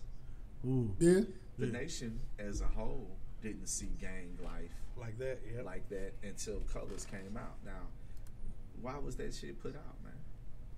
For Menace to Society is an absolute legend to so many people in the black community, and I think that's fucking crazy. I literally said that today, fam. It's fucking crazy. That's a fucked up movie. It's fucked up. It's a fucked up I movie teach when you African- think I say about this, it. and people be like, That's a classic, bro. They, if they really mad at me, they be like, "That's the white. That's the whitest." So I literally Like, it's today. crazy. It's insanity. Today was my first class at Harris Stowe for teaching African American Studies, right? And I mentioned the fact that one of my favorite movies. I said my wife and I love languages. We quote black movies and we quote black R&B, especially 90s. Right. And so we'll be walking around the house and we just quote some shit. Right. And I told him, I said I happened to be wearing this shirt, and I said it's funny. The other day my wife said something, and she had this, and she goes, "Love should have brought your ass home last night." Classic line from Boomerang. Classic. You know what I'm saying? Classic song too. Exactly. And so I was saying, and I mentioned him. I said one of my favorite lines from a movie. I say you'll hear me say message. Yeah, you know, I say, we say that. We all say it all the time. All that time. Yeah. I said, y'all know where that's from? They're like, nah. I said that's from Don't Be a Menace to South Central while drinking Joe Juice in the Hood. Yeah. I was like, y'all seen it? Nah. I said, but y'all seen Boys in the Hood and Menace to Society. They was like, yeah. I said, that's the problem. With y'all generation. Somebody showed y'all the worst of the worst, and then y'all watched those movies like Boys in the Hood and didn't pay attention to what they was really trying to tell you. Because you listen to Doughboy, but your ass didn't listen to Furious, who was dropping all the jewels you needed. Yes, like I feel like for real, and that's my problem with Menace to Society is because there's absolutely no messages in that movie. It's just it ain't no messages. It's like now, given the fact of the matter that it shows like the bitter, harsh reality of their lifestyle, it does that. Yeah. But the thing about it is that what the intention of the movie wasn't what happened. It birthed like, why are you showing the kid this? First of all, why are you showing why does a 5-year-old, 10-year-old, why are you seeing this movie? First of all, because it's a glorification. Yeah. You know glorification of bullshit. In short, a glorification. And it's one of the movies, because I'm older now, I love watching movies that I watched as a kid with an adult lens. Oh, yeah. Because then it's just be like, it's just like being a kid. All the cartoons we watched as a kid, seeing them now, I'm like, niggas was wildin'. Yeah. Wild. And because I didn't know no better back then. A lot of themes that you didn't even realize. Like I grew up loving wrestling. Loving wrestling as a kid. 40-year-old me will go back and watch early WWF and be like, this shit was racist as hell. Oh, like a motherfucker. Like the Big Boss Man was so many people's favorite wrestler. My man had a whole Confederate flag on his shirt. He was a lot of black people's favorite wrestler. You know what I'm saying? and black folks didn't like the black wrestlers that they had. JYD, Coco Beware. We didn't like them. We don't like them. Fam, they were literally the only representation we had. Junkyard Dog. Man, shout out to Sylvester Ritter, man. That's the original. That's the name of the Junkyard Dog. Man, I watched his Dark Side of the Ring. If you were in your 30s or 40s, turn on Vice and watch them shows. Dark Side of the 90s, Dark Side of the Comedy, Dark Side of the Ring. They're basically taking shit that we grew up on and deep diving in them. Right. And fam, by the end of it, you be like, nigga. Like, the Dark Side of the 90s, that whole series had me in a chokehold, bro. I was like, the same way people doing this Nickelodeon documentary, it's like that, but across the board. AOL, how AOL came in and all of us was instant messaging, and how many people was coming in and like meeting with folks and getting straight snatched up and killed and all this shit, all type of stuff, bro. Yeah. Shit was wild back then, man. Hey, shit. Let's get to the. We done had so many. Sometimes some dialogue go, man. It's some great dialogue. What's pissing me off? You goddamn scammers and thieves. You fuck fuckers. Ain't no worse than a thief and a liar. You fuckers done stole my Instagram. And nah, I did not go and click on some link or some shit. Nah, them motherfuckers just somehow managed to get in my account, change my password, change the email and phone number on the shit. And Instagram, I tell you this, Meta. Me and you I'm gonna have to come to Cali and see you. Mark, I need some time. Shit wasn't happening when MySpace was popping. I learned how to code when MySpace was popping. Cause Mark, I'm gonna tell you right now, as long as I've been on Facebook since 05. Mark, I've been rocking with you since 05. Instagram, I've been there since the first year. Nigga, I just spent $500 on your fucking glasses. And you gon' when I send a message saying, "Hey, my shit got hacked," we'll go through these steps, and that shit glitchy, fam. Mark, I'm gonna see you, and I'm coming with my glasses so I can record me coming to see you. Nigga, I didn't spend $500 on them goddamn glasses. Don't judge me, y'all. Which glasses? The Meta glasses. What you think of? I ain't got them yet. They'll be. I had to wait for my prescription to be put in. Oh, okay. So it's basically they got cameras right here. So I can go live and take pictures at any time. it works with Siri, so I can listen to music. You telling me about I can listen to music. I can talk. I don't even need my AirPods no more. You know the type of videos I get to be walking around flaming niggas. That ain't the Ray-Ban got some too. They're the Meta Ray-Bans. They're the same glasses. Okay. Yeah, I showed something. Do you know how many niggas I would just? That would be my content. Can I just do video? Like, can I walk around in video? You know how much content I would make? You can go live on your glasses. Yeah. No, I don't need that because I'm walking through everywhere. Cooking. I always want to do a video of me just walking, recording people, and then going back to do my voiceover to what I be thinking in my head when I'm walking through the store. Oh, that'd be hilarious. Because I be cooking niggas in the store. I'm gonna let you do it. I'm gonna give you my glasses and let you do it. Because when I tell you, I'll be cooking niggas, You bro. don't think you need to just do it live? Like, I feel like sometimes you lose the moment when you record it. But that's why I ain't did the content, bro. Yeah, because I can't. Like I said, back when we was talking about the difference of social, like how these kids who do the stupid shit. I'm at the age now where it's cringy to me. I can't set my phone up somewhere in the middle of the store and do some dumbass shit. Yeah. All these motherfuckers just looking at me. Maybe I'd have did that when I was 16, 17, because we used to go to do stupid ass shit. So to see people my age, I'm like, bro, I don't know, what part of your age will you get over, like, all right, that ain't cringy no more. I do that shit. Because the only way I can do it is me walking around with a phone just held on my chest. I got a GoPro, but I got to hook it up on me somewhere. Yeah. But if I could put some glasses on and just go live and walk. Inconspicuous. Yeah. Bro, I'm cooking niggas. And the whole video would be of my inner thought. Because I want to do it at the skating rink. I be skating around that motherfucker like, oh, damn, she cool. That nigga musty. Oh, this motherfucker just got off real quick. Damn, she just bust ass. Motherfuckers ain't used to soap today. Like, all that shit be playing through my head, bro, but I just got a straight face. So if I can record myself, especially with these fucking kids at school, because I cook them out loud. The shit they don't hear me say is insane. Yeah, because I've been teaching 20 years, bro. As a teacher, every kid, if any of my old students watching this, they will tell you. That's all. I literally was first day of school. Oh, that's ain't creepy. I would come in and be like, "Hey, I start cooking ass." Just so you know, this is the class that your ass gonna get flamed on. If you sensitive, you're gonna have a rough semester. Listen, I cook from the gen ed kids in pre-K to the 5th graders in the sped.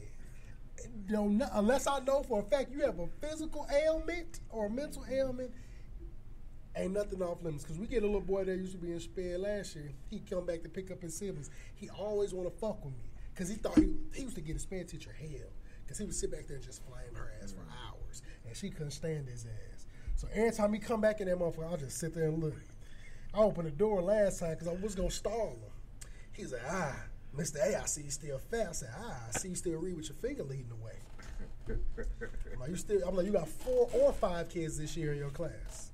Yeah. His mama right next to him and everything. And I'm like, if your mama say something, I'm gonna light her ass up too. So, because she look like Bookman from Good Times. Oh, Lord. Bookman. So it's like, do you want to do it? Then your siblings got to come down. And because I already heat the littlest one, because they let her come to school every day looking like somebody gives her 17 cents a day to feed her number sacks of potatoes. Good Lord. She be wearing these one little Latino looking dress. Every time she coming up, I'm like, well, Chiquita Banana, how are you doing today?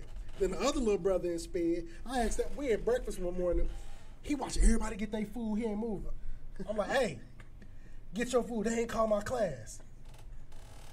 I said, what grade are you in? Miss Riley class. I said, see, that's why they got you up there. Because I'm like, what grade was you in last year? Kindergarten. So what grade you think you in this year? Miss Riley class. Mm-hmm. No, you're in the 1st grade, genius. So go get your ass. I'm like, we're on 5th grade. So you was going to starve because you waiting on them to say Miss Riley class. You ain't watch the other kids in your classroom that walk in a straight line with you to go get their food? Man. I cook everybody. The older sister, she get cooked too, but she don't. I just call her short because I ain't never seen no little kid that little. She little as fuck. She hated it. I call her too tall. Complete opposite of what she is. Stop calling me that. You know, that the best, out of my 20 years, the best years teaching was the 5 years my dad and I taught in the same school. And my dad, that's where I got it from. Because when I first started teaching, my very first year teaching, I had a kid whose older brother, or I think it was their dad, that my dad had taught. So he saw my name and he immediately thought, damn, Mr. Grimes still teaching and he over here now? He come in, he see he like, oh no, you not. He's like, you look Grimes? I'm like, yeah. He was like, man, your daddy used to roast us. I said, oh yeah, I do too. Because when I was at TSU, the roasting sessions between Boyd and, imagine like the straight projects. Big ass high rises, all niggas in the window. Because at TSU, we have single sex dorms. Oh, yeah, we had that for a minute at Link. So everybody sitting in the window, flaming each other from window to window. Hell no. And you just going against the other dorm, yelling out the window. It took to get to college for niggas to start actually doing it back with me. Because in high school, I'll just be looking at niggas. I'm like, bro, if you sensitive, don't play with me.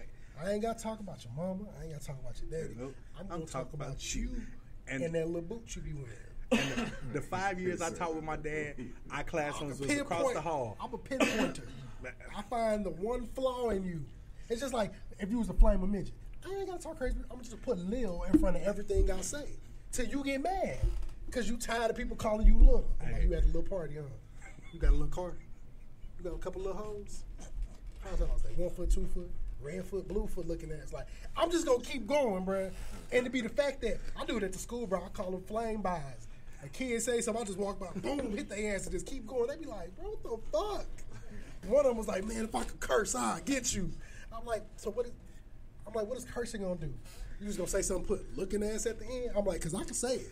What you going to do, tell your mama? I'm telling you, get a bow leg looking ass up out of my face. Like, ain't nobody exempt. Teachers either. Oh, yeah. I be cooking their ass, too. That's how I got super cool with, it's a group of teachers at my school.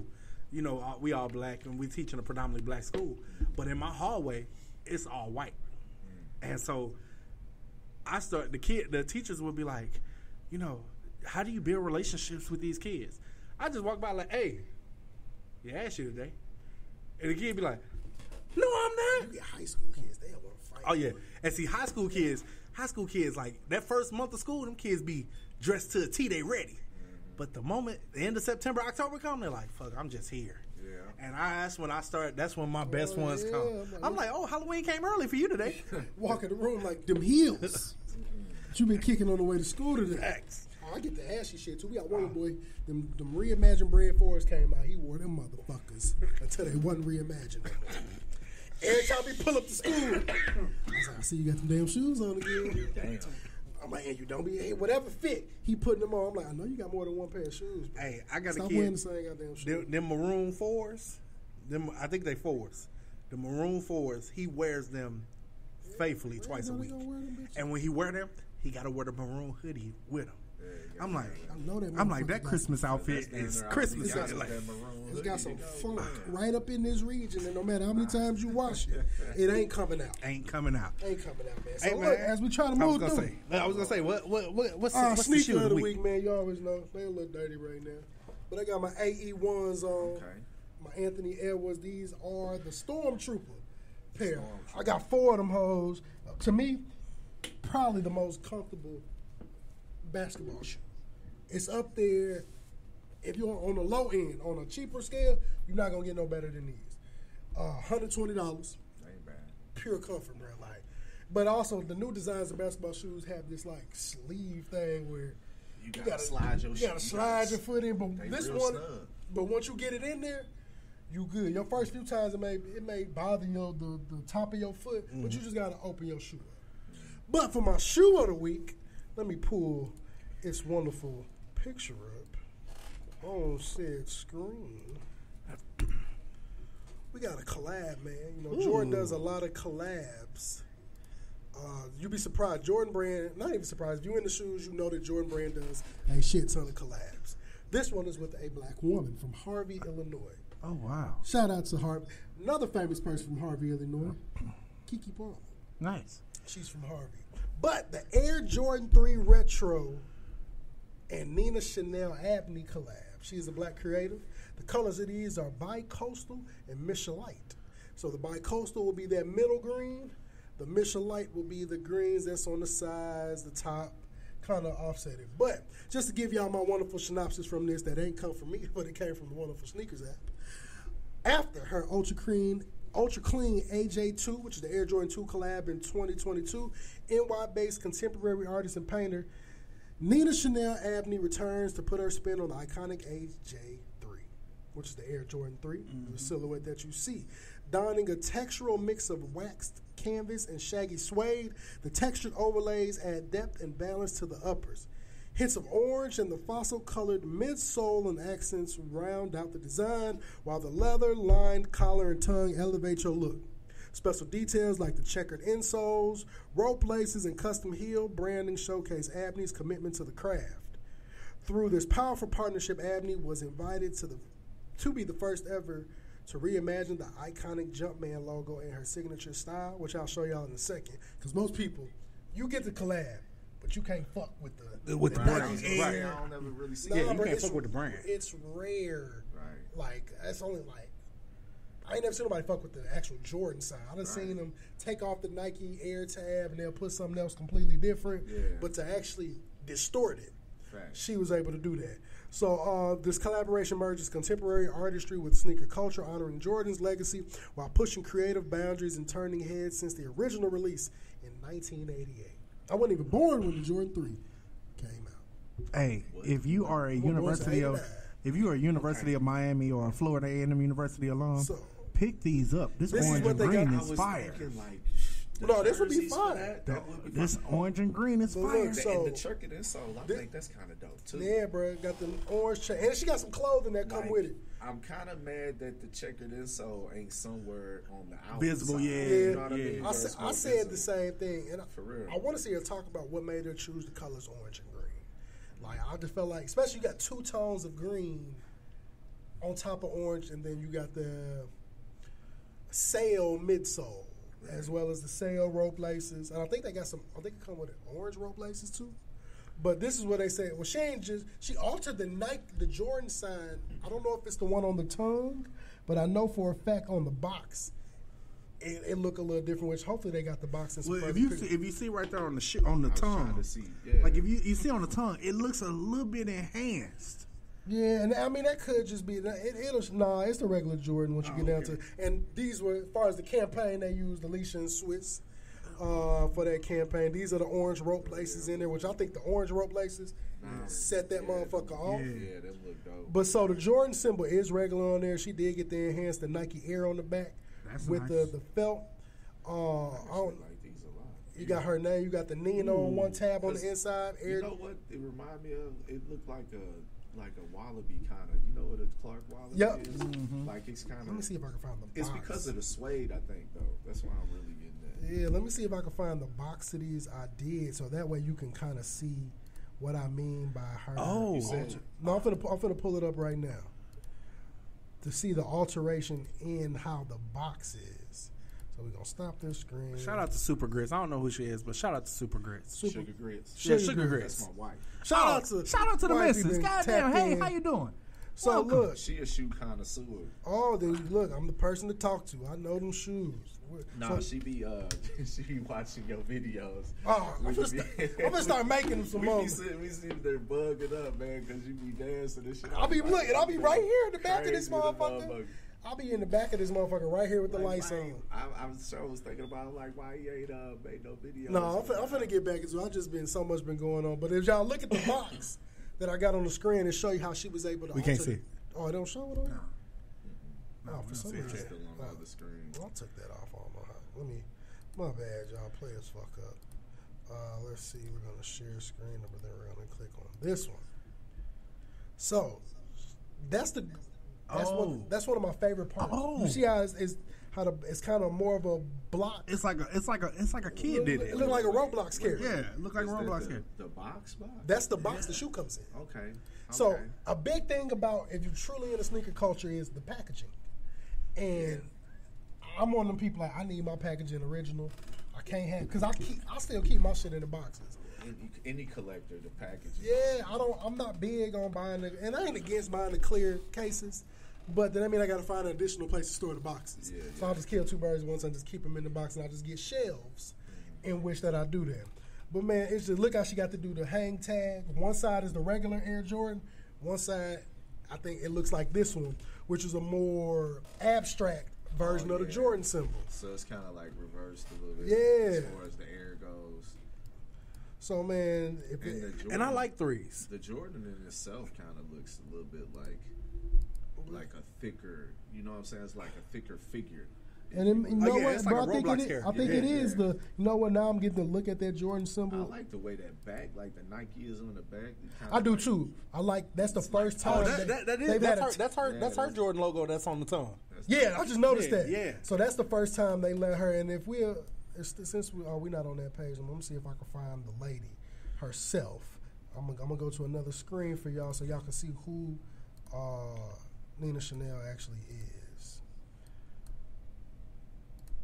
Nina Chanel Abney. She is. Oh damn, it's gonna make me. But she is this one right here with the with the Yogi Bear hat on. Hey, that's for real, sister. Yeah, Yogi, but she's a dope artist. Like, and you can see looking at some of her artwork. Yeah. This is how we came up with that Jordan symbol. If you look at that middle picture at the bottom, that's kind of how the artwork she puts out looks like. That's dope. So these shoes, they're dropping twice. It ain't like most shoes that you get a couple raffles to shoot your shit up. I'll be mad you be bending them shoes up, man. Look, you'd be surprised they be having crease protectors in them. And I don't do too much. If you notice how light the movement get, because I ain't fucking my shoes up. But I also have to tell kids that be walking around the school looking like little ducks because they don't want to bend their shoes. I'm like, bro, as a shoe collector, shoe wearer, you gonna bend the toe. Yeah. It's the doing the excess bending that becomes a problem. Which they got the protectors that help, but I take them out because they start hurting my feet. After a while, I'm like, well, shit, this is like, if to put a shoe protector in, you need to go up a half size or a whole size damn near. At this point, I don't even want to do all that because now I got this big-ass boat on my foot. I'm already at the 11. So I'm going to have to get 11 and a half, 12 for it to not bother my foot.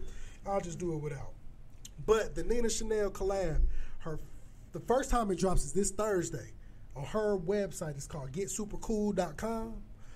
It'll be a raffle. It'll be between 1 and 2 Central Time. So it's 2 to 3 Eastern, 11 to 12 Pacific.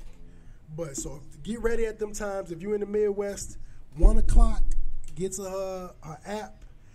I would go there now, sign your name up. You know how people, the greatest thing sneaker collabs have been doing lately is they put these password pages up. And they want you to go there and like sign up your info to get the notification. AKA, this is a great way to get all my customers' information collected and be able to shoot out those mass emails. Right. I don't knock it. So I do them for the shoes I really want. So it's probably going to be hard going through her site. Usually when you go through a designer's site, the bots get into it, and unless they got bot protection, and it'll stop, and it'll help, or it'll crash because they don't got the protection to gear it up like a Nike and sneakers and all them do. But if you want to deal with just going through the sneakers app, on the 20th next Thursday. So they both dropping on Thursdays this week. Most people know most shoes don't drop on Thursday. You get a Jordan every once in a while drop on Thursday because he drops so many. But next Thursday, the 20th, on sneakers, it'll drop. I don't know how many pairs. I usually know that the day of on Nike. I got an app. Shout out to Soul Retriever. It tells me the stock number per size that's going to drop. That boy tapped in. Oh yeah, bro. I pay for that app just because. But it also allows me to. Hold on. Mama Martin then kicked in, was like, hey. What's up, Mama? Mama Martin then kicked in. Hey, Mama, size how you doing? 11. I wear size 11. I'll try pop shit. If I only get one pair, though, we're going to fight for that one. But I'll get you some other shoes. Hold on, man. Nigga, where my gift at? I'm a daddy, too. Mama Martin, since we got you on here, I know Nico probably didn't say it, but I need you to go in the room, tell Dad, we need Zadie Poetry on this show. Oh man, I've been trying to get him to do an episode. Tell him I need him on this show. I need to hear the words. Pops, shout out Pops. He is an amazing poet. He's been doing this since I was a kid. Before me, I used to stumble across his. He get the thickest binders you can find, pages upon pages. Now, and I don't know how many he do now, but at one point it's a poem a day. That was like his therapy thing. And once it got to digital, it made it better for him because he was handwriting them all at first. Now I get to type them all out. You being a content creator, I've been trying to. No. I got an idea. You got hundreds, thousands of pages of poetry. I would say you sit up there. He ain't even got to be on camera. just get a nice visual and have him say it and record it and release them as like bro, I want to do a book. Man, I've been trying. I would have to.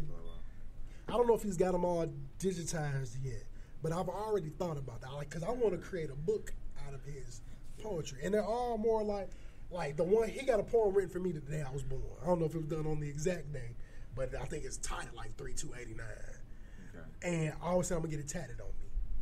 Like, okay, if it's long, cross my whole back. Like, because I just think that's dope to be able to put pen to word. And I did a shout out my nigga DJ Keys. I got a thing where I always post about how I want to be on people's tracks like DJ Drama. It ain't gotta be like DJ Drama, but I just want to be that voice on the track. I've done something before. Shout out my dog Stefan Urkel. I've done 2 of his songs where I'm just kind of talking my shit, but it's more of a rah like that type of stuff. And I shot the video, the one man edited it, and I'm in the video. I'm in the video as well as the person that started off. Shout out to his upcoming wife. They be married, I think, in the next 10 to 12 days. Nice. She shot my part, but and in his first song, I was a part of the video. But DJ Keys, that song ain't been released. I got it on here. I can't play it for y'all yet, but I can play it after the fact. Right. When we go off the air. But the song is called Random Thoughts. I think this was like part 4. Maybe. I don't know exactly which one it is, but he's done it on other projects he got. And outside of the rappers, which he got a cold lineup of some heavy hitters. Matter of fact, one of them you just did a stream about for a show that I actually shoot. Shout out Connected Dots. I am the producer for that show. Shout out Riley B. Yeah, you show. Yep, I do the. Matter of fact, we got something coming up this week. On Saturday, we got some more episodes we got to shoot, and I got one I'm finishing up now. But damn, what I was saying? I was talking about him. Oh shit! I was gonna say we can go get into these random topics. No, I was leading into something when I was talking. Oh, the track. But I got to be the person to be the random thought on the track song. And it wasn't one of them. I got a direction.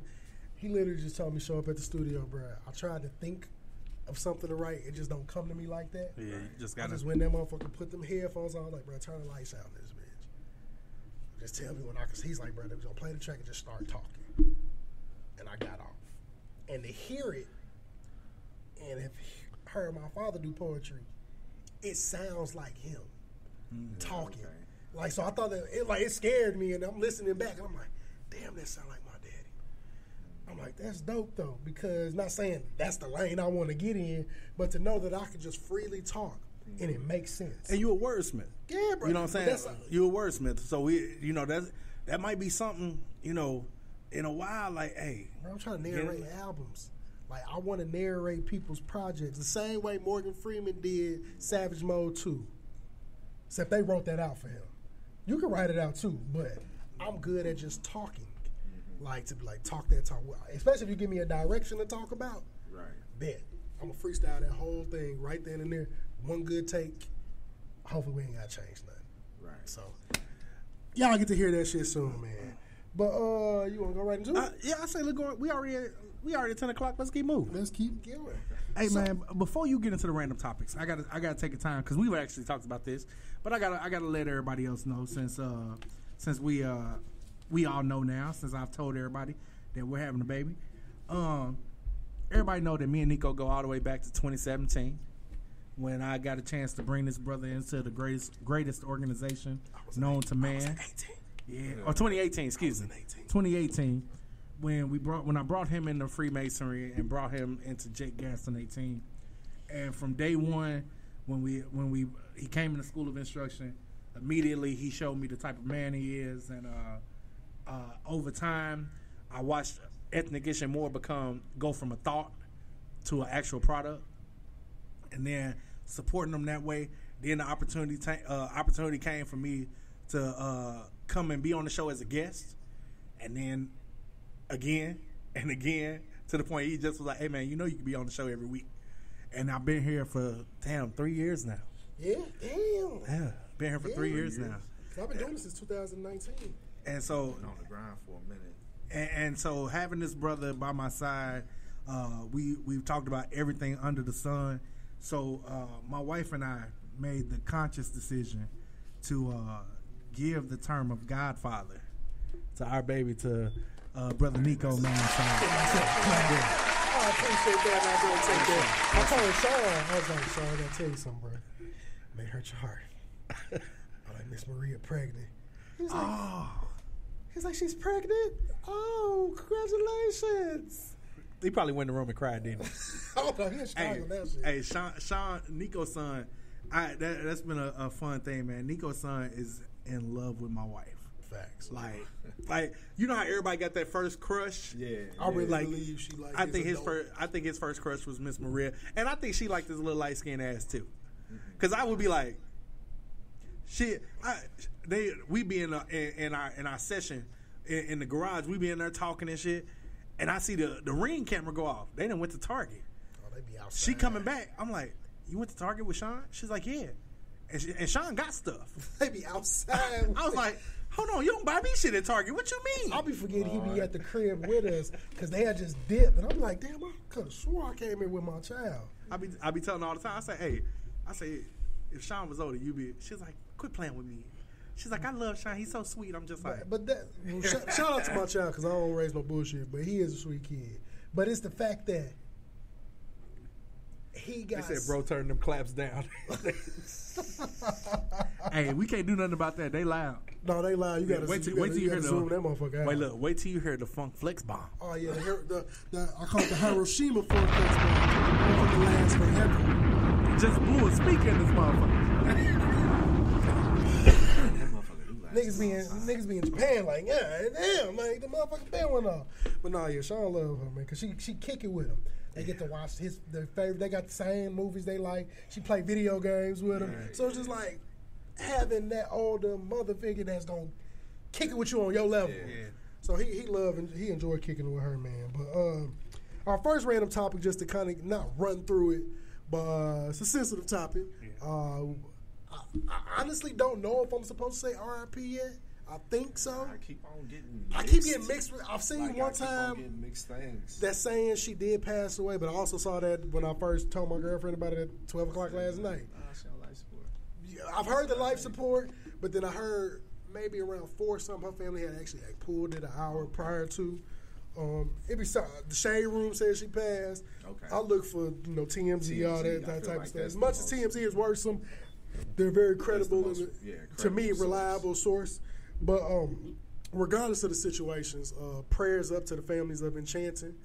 She was at one point a rapper with Gucci Mane's 1017 label. She's not on there anymore, but at one point, which that's a whole nother. 26 years old. Man. Yeah, 26, bro. Yeah, that's a whole other. It's out there. People and USA Today, all them. Okay. But so from what I heard, it was an alleged drug overdose. I heard she's been dealing with a lot. Like her best friend was the rapper Scar. Okay. That was a part of the same label, and he died from a perk overdose. Yeah. He was like 24, maybe. Yeah. So I heard she's been dealing with that a lot since then, and I've seen posts from people in her family, just screenshots saying like we tried to help as much as we could, and they hate it got to this far, and she supposedly overdosed and then passed away later on. It just sucks to see somebody at 26 years old, and she had potential. Pretty young lady. I wasn't a fan of her rapping too much because it sounded like she whispering, but she could sing, and she was great at it.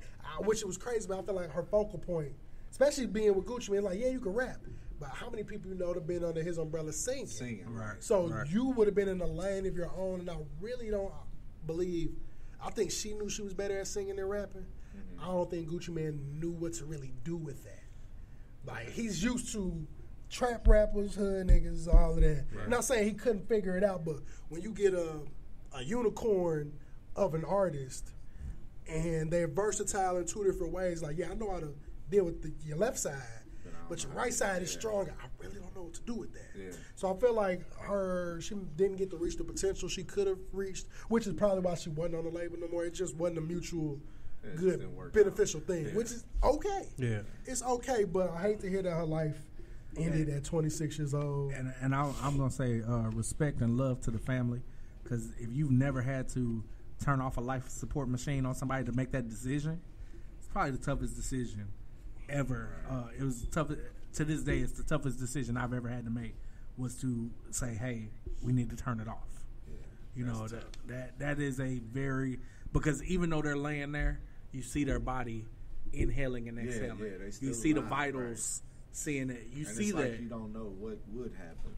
And to turn that off, and typically, once somebody's gone, like when you turn that machine off, within 5 minutes, it's like you can look at the monitor. Like most hospitals will turn the monitor off, so that way you don't actually see it. But hear the beep. For me, I was like, no, they turned the monitor off. I turned them up right back home. I wanted to know that she was gone before I left that room. Right. And watching that heart rate drop, watching, all that, it's one of those things where it was like, you it's almost like you feel vindicated, like I made this decision, and it was the right decision because she wasn't here. Right. But it's a very, very emotional and tough thing to do, man. So prayers to her family, because I know the pain that it takes to make that decision. Young person, you got at 20. I couldn't imagine my life stopping at 26. Being I'm 9 years past that now. Yeah, I mean, for me, it's a time where I ain't think I was gonna make it to 26. So, shit, getting to 26, getting to 45. Like when people be like, "Man, you old." It's like it's a blessing. I tell people that all the time because Margaretta made plenty of shirts. Margaretta turned plenty of names to shirts, plenty of teddy bears on stop signs. The whole city, So like, it's just to make it, past 18, because it was time. I didn't think I was gonna make it past 18. Okay, like, we got one of your peoples on here, Justin Proctor. We was talking about Oz earlier today, and it's crazy because when I was watching Oz, my dad was in the penitentiary. That was part of the reason why I was kind of watching Oz. You know what I'm saying? Okay. It's like, it's fucked up. You know what I mean? See, I don't think he went through that extreme, but it was the only representation really that we had. Because like I'm gonna be real. I spent the night in jail before. Watching that show Jail on TV. What up? It ain't like that. It ain't like that at all. That was the longest motherfucking week of my life. Oh, damn, my mama here. Mama! I think that time you couldn't call me that one time, and I was in trouble. That's why. It was long because it was time consuming. Well, you about to get a phone call when you get off. So you did a motherfucking week? Yes, when you couldn't call me because of the probation shit. Yeah, I was gonna have a conversation about that. That's cool. See, I'm grown. Fortunately, I haven't had to spend no time in no jail cell, but like when I was young as a kid, I told my dad I wanted to be just like him, and he told me to be better than him. So that was my whole thing. 18 days. 18 days. You did 18 days? Yeah, she had to do a little bid one time. Damn, cuz. You got your stripes. You probably came out with a tag and some bullshit. Like, what's up, cuz? It's like Big Shoe. So Big Justin Shoe. Proctor said, "What you smoking on, Past Master?" Hey man, brother, I am a cigar connoisseur, man, and I am every now and then, I don't do it all the time, but every now and then I kind of hone my grandfather's skill of the pipe. And so once I smoke a cigar down, I put it in the pipe so I can get it out. Because if you know cigars are expensive. Yeah, I was going to say get all your money. Get all my money's worth. Because you talk about one stick of what I smoke is anywhere between $10 and $14 depending on where I buy it from. Wrong shit. Sometimes a gram be 20. Hey, so you got to get it all. Yeah, we doing them old school prices, huh? Shit, I'll be in the dispensary like you want to smoke. I'm like 20. I'm like, I just want to try that. It's 20 It's my for the birthday, G, bro. I'm gonna splurge a little That's bit. crazy though, because now that's a splurge. Back then, that was a standard. That was a standard. You was paying $75 for the eighth. They was charging you per half gram in that motherfucker. Nah, facts. Nah, that was a standard. No. I don't do the stuff. I don't get down like that. You don't smoke the ganja. Yeah, I don't get down with the ganja. Going man. back That was a 20-year thing ago. I don't get down. But like that's why I ain't a bit, because of the first time I did smoke the cigar, and I was inhaling that bitch. Like, bro, you gonna hurt your motherfucking self. And I was like, you know what? Man, thanks for the try. He gave it to me on here. I was like, yeah. I'm like, it's not my thing because I'm never my heart. seen that episode of the Three Stooges as a kid. Shit, depending on which one. I've seen a lot of them. You should have seen this one then, because they called him with the cigar. He was supposed to be a kid, and he's like, "You want to smoke the cigar? Smoke the whole fucking cigar." And he got sick and shit, and he was making him really puffy. Hey, wait, I knew then since then. All Sugar Grease. Look, I was on papers 5 years probation. Only had to do 3.5 of them. I did. But look, so look, me going to jail wasn't like, oh, then he fucked up and they put me in there. Because of my probation, I had to do a shock treatment thing. So when I showed up to go do it, I had to do like 4 days straight through, which I think is so stupid. Oh, okay. I'm like, bro, my deterrent was you giving me the probation. Nigga, I don't need to be in no more trouble. This is my first and only time I done got some real trouble. Right. Besides getting jammed up in high school for stealing. But other than everybody got one of them. Deterred. Yeah, I was like, well, you got to do shock treatment. Bro, they were trying to give me 4 to 6 months for, bro, I had less than a half ounce of weed. It was bagged up individually. Yeah. And so I looked at the public defender dude. He was like, because I didn't tell my parents. My mama found out somehow. You know, mamas will find out everything. And I just remember getting the phone. I kept not getting these jobs. And then she called me one time. I'll never forget. I'm at Kobe house blowing. I get a phone like, damn, what the fuck? So I go in the kitchen. I'm like, hold on, bro, be quiet. I'm in the kitchen. I'm like, what up, mom? Ooh, she talking to me. And I'm telling her about it. She's like, yeah, you went on an interview again. Ooh, yeah. She's like, did you get it? I'm like, nah. She's like, that's the second job you'd have been to, went on 3 interviews. She's like, ain't no way they put you to the 3rd interview and you ain't getting a job. Then I just hear that voice saying, she's like, you got something you need to tell me? Every time I hear that from her, I'm like, that nigga know. She know already. I'm just like, huh? She's like, is this something you need to tell me? I'm like, yeah, man. I just go through the whole spiel of what happened and all that shit. And she's like, man, you should have said something. Nothing like she was pissed. But it was more like, bro, if you'd have said something, we potentially could have figured something out to help you, which I know, but I was at that, I'm in college, I fucked up, let me try to fix it.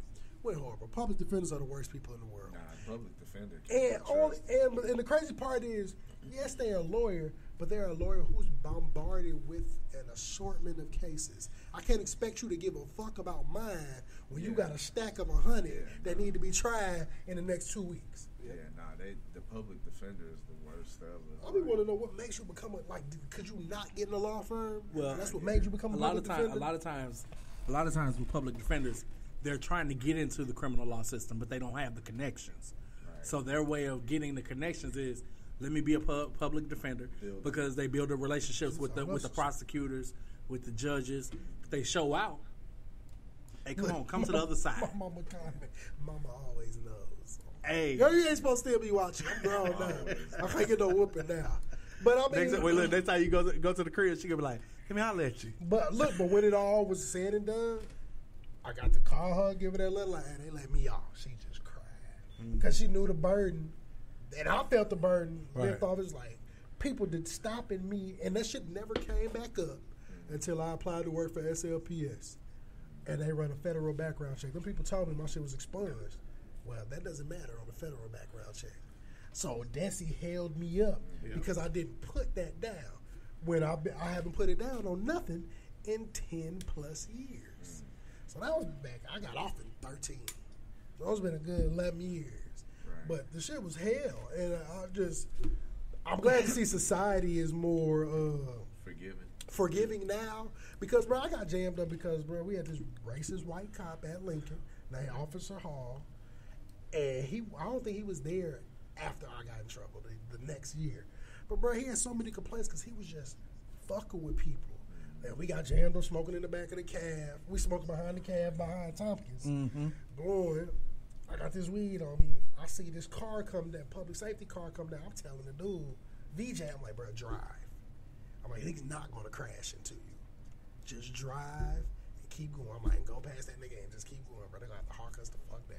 By that time, we'd have parked that car and got up out that jam. But this nigga lit up a black, locked the doors. I'm like, oh my God. Yeah, no way. Then we was in a Jeep. So being in a Jeep, you don't get it. You don't tell Trump to pardon you when he gets in the office. This is why you don't want your mama watching the show. No, shit, he ain't got to pardon me because I'm good now. Shit, I got a job. And they don't come up no more except for that one time which they went through here. They had to hear from me. And clearly I passed. And I work there now. But shit is a hassle, man. So if you're going through something, man, keep your head up. We got the whole story from Sugar Great. She had to whoop a nigga ass. Man, yeah. And sometimes motherfucking ass need to be whooped. Hey, wait, look. Hey, that's probably a great story. Be like, hey, somebody get tripping with you. Hold on. Let me make a phone call right quick. Hey, lightweight. Babe, these motherfuckers think you what? You just get on the phone line. I'm on my way. Remember you get on the phone line. Remember that time you did that time because you had to beat that nigga up and just stare at him. Look, woman gonna think she whooping me at the crib and shit. Hey, blink twice if y'all you seen alright. the videos? This is abuse. Blink twice if you alright. I'm good, man. Hey, man. Goddamn Stephen A. Smith. Bro, I'm not like that. I'll be wanting to like that nigga. I want to like him here at HBCU alone. Shout out to Winston-Salem State. But fam, I hate niggas that. First of all, I can't even say social media for him because he did his live on his show. But it's just like every thought in your head don't need to be put out there. Yeah. And the audacity of your mama's. I'm hollering. He pardoned Kodak Black, and you ain't as black as he is. All right now. That's two. I love you. That third one. That third one. Oh no, the person that's worse ain't commenting. Good God. My pops. He worse. My pops ain't nothing but me and 6'3". I lived the whole life of walking through the crib and we flaming each other. She just got to deal with it. Because then I come in the crib and be cooking him down. I'm like, bro, listen, just because I can say what I want to say now. Back then, I just had to eat it. And my get back was finally being old enough to whoop him in basketball. That bro, I hurt. You know, when somebody pride hurt. Oh yeah. You finally get to that point where you know you can't. Then you ain't get shit for your birthday or Christmas or nothing. I still don't get enough for my birthday.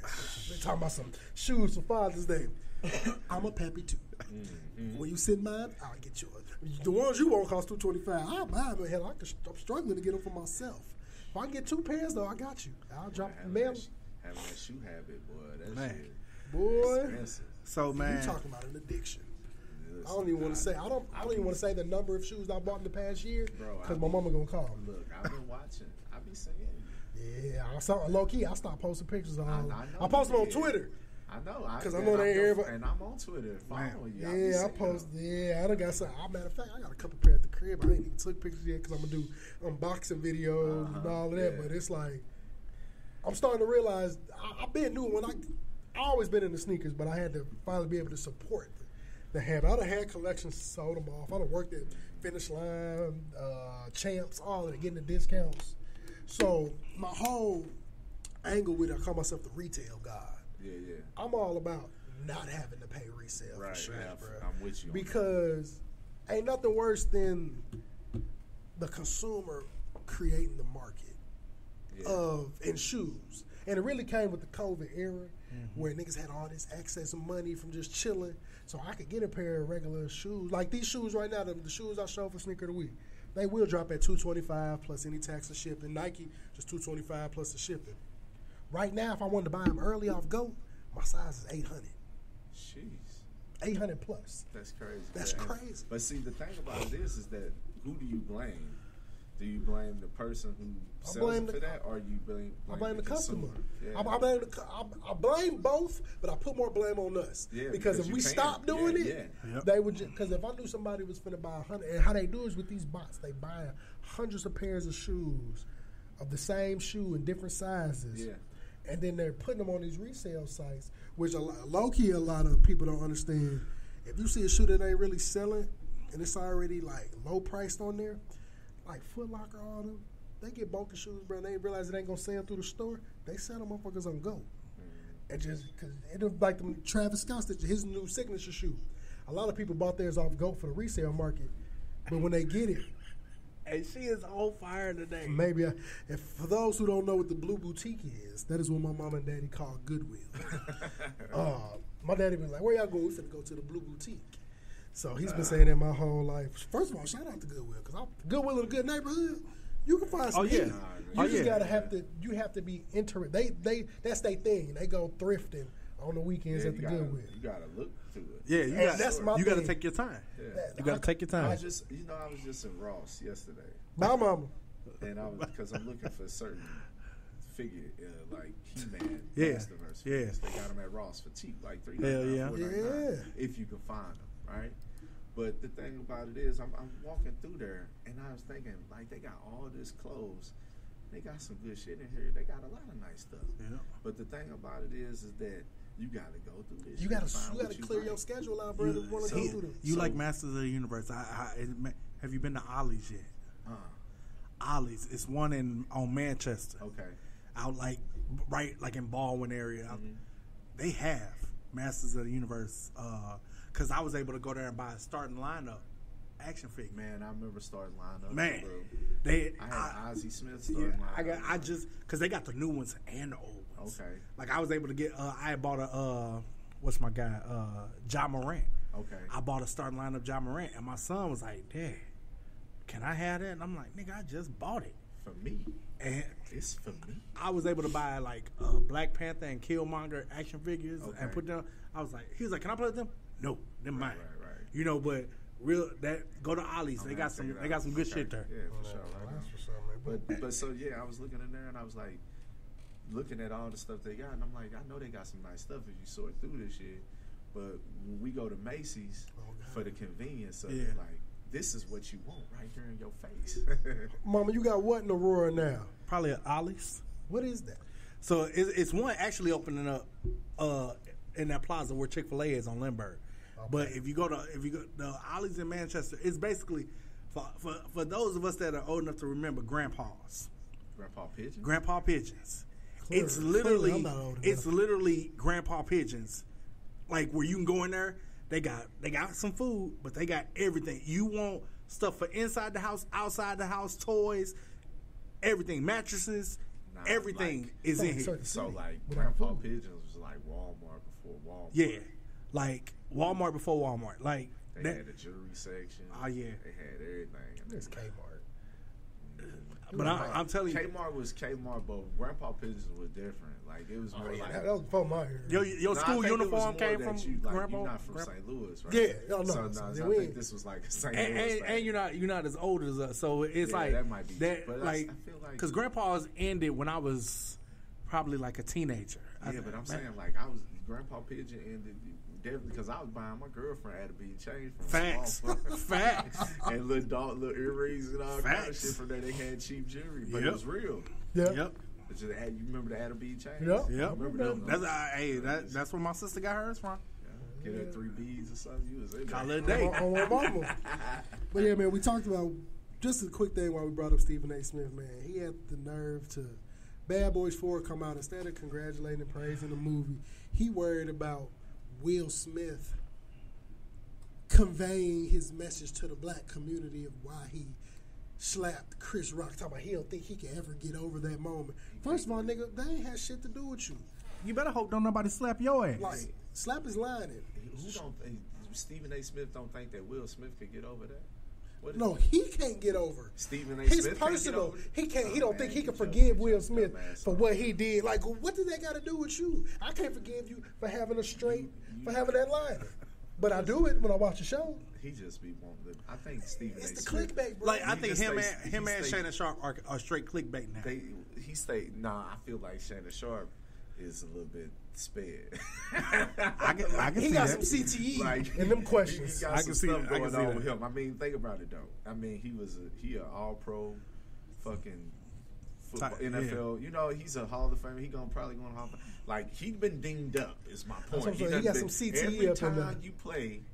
Every weekend, and you are play in multiple car wrecs when you play in the NFL. And he played a position. And he played tight end, so he was getting hit. He was getting hit every play. He was one of the first to start really receiving the ball. Yep. So he been dinged up a little bit. Any nigga that gotta get hit by Ray Lewis at any point in time in his career, you need to check his brain.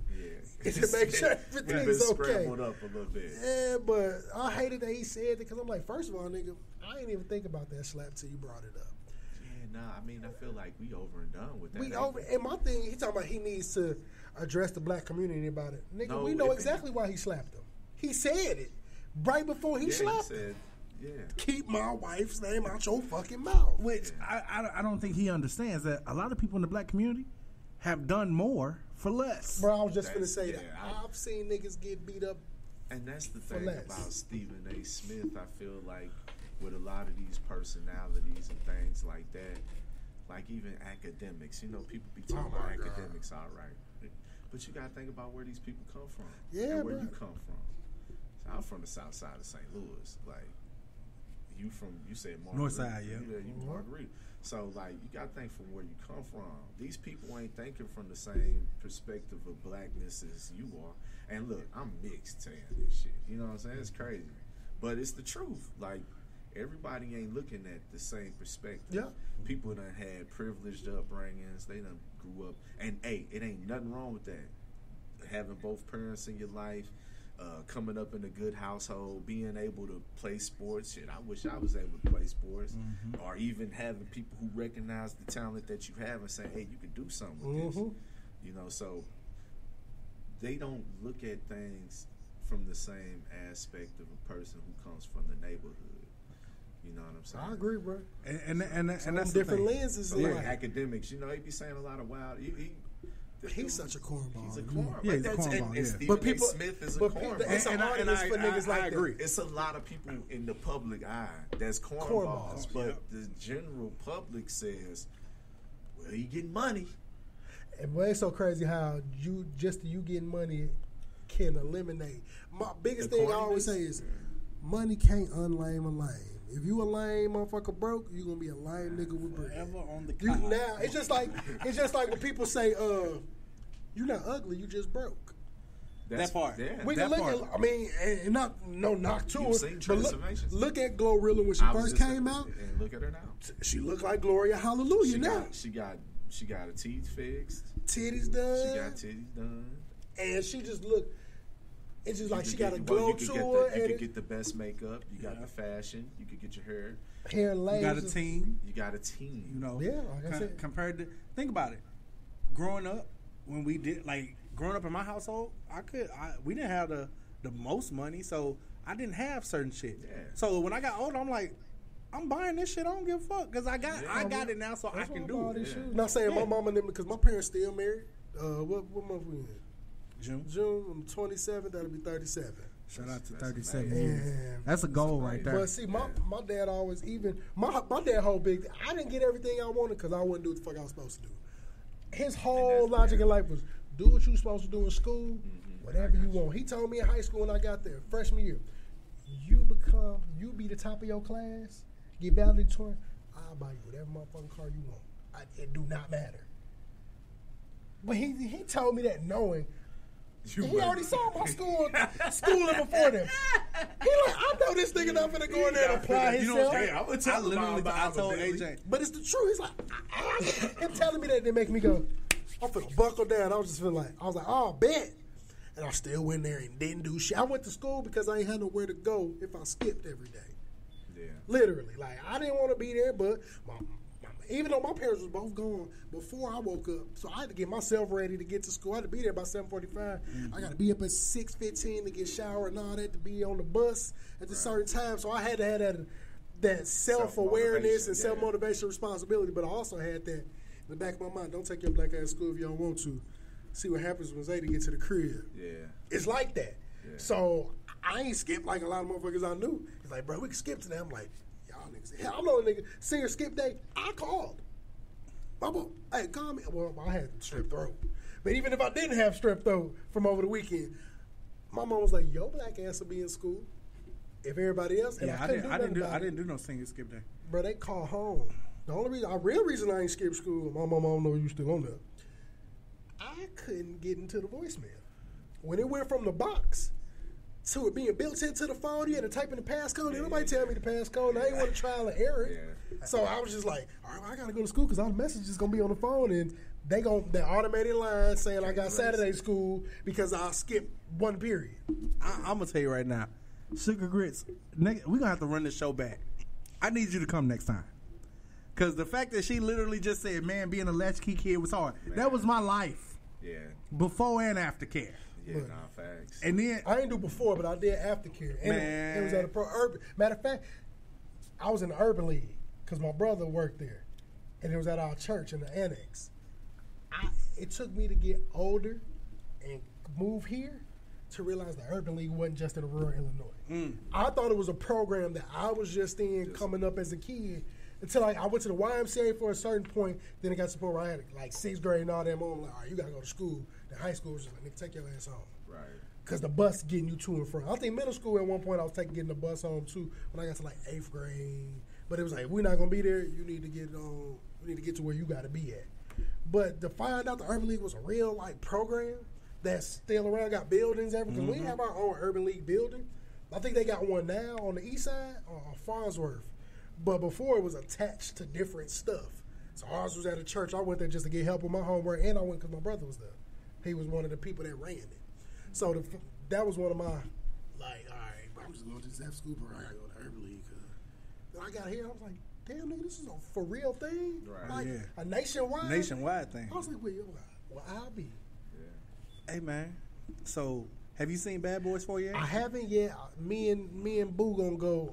I want to try, like, Sunday, maybe. I think we're gonna try. We need to go this week. We got AJ starting tomorrow. Got like 3 more days before that shit be on fucking Amazon Prime. Oh God, like, that's why I'll be on, bro. I'll have to pay $20 and sit at the crib. Then include the. I like watching movies at home. I do. Ever since COVID, I like watching movies at home. But my family does.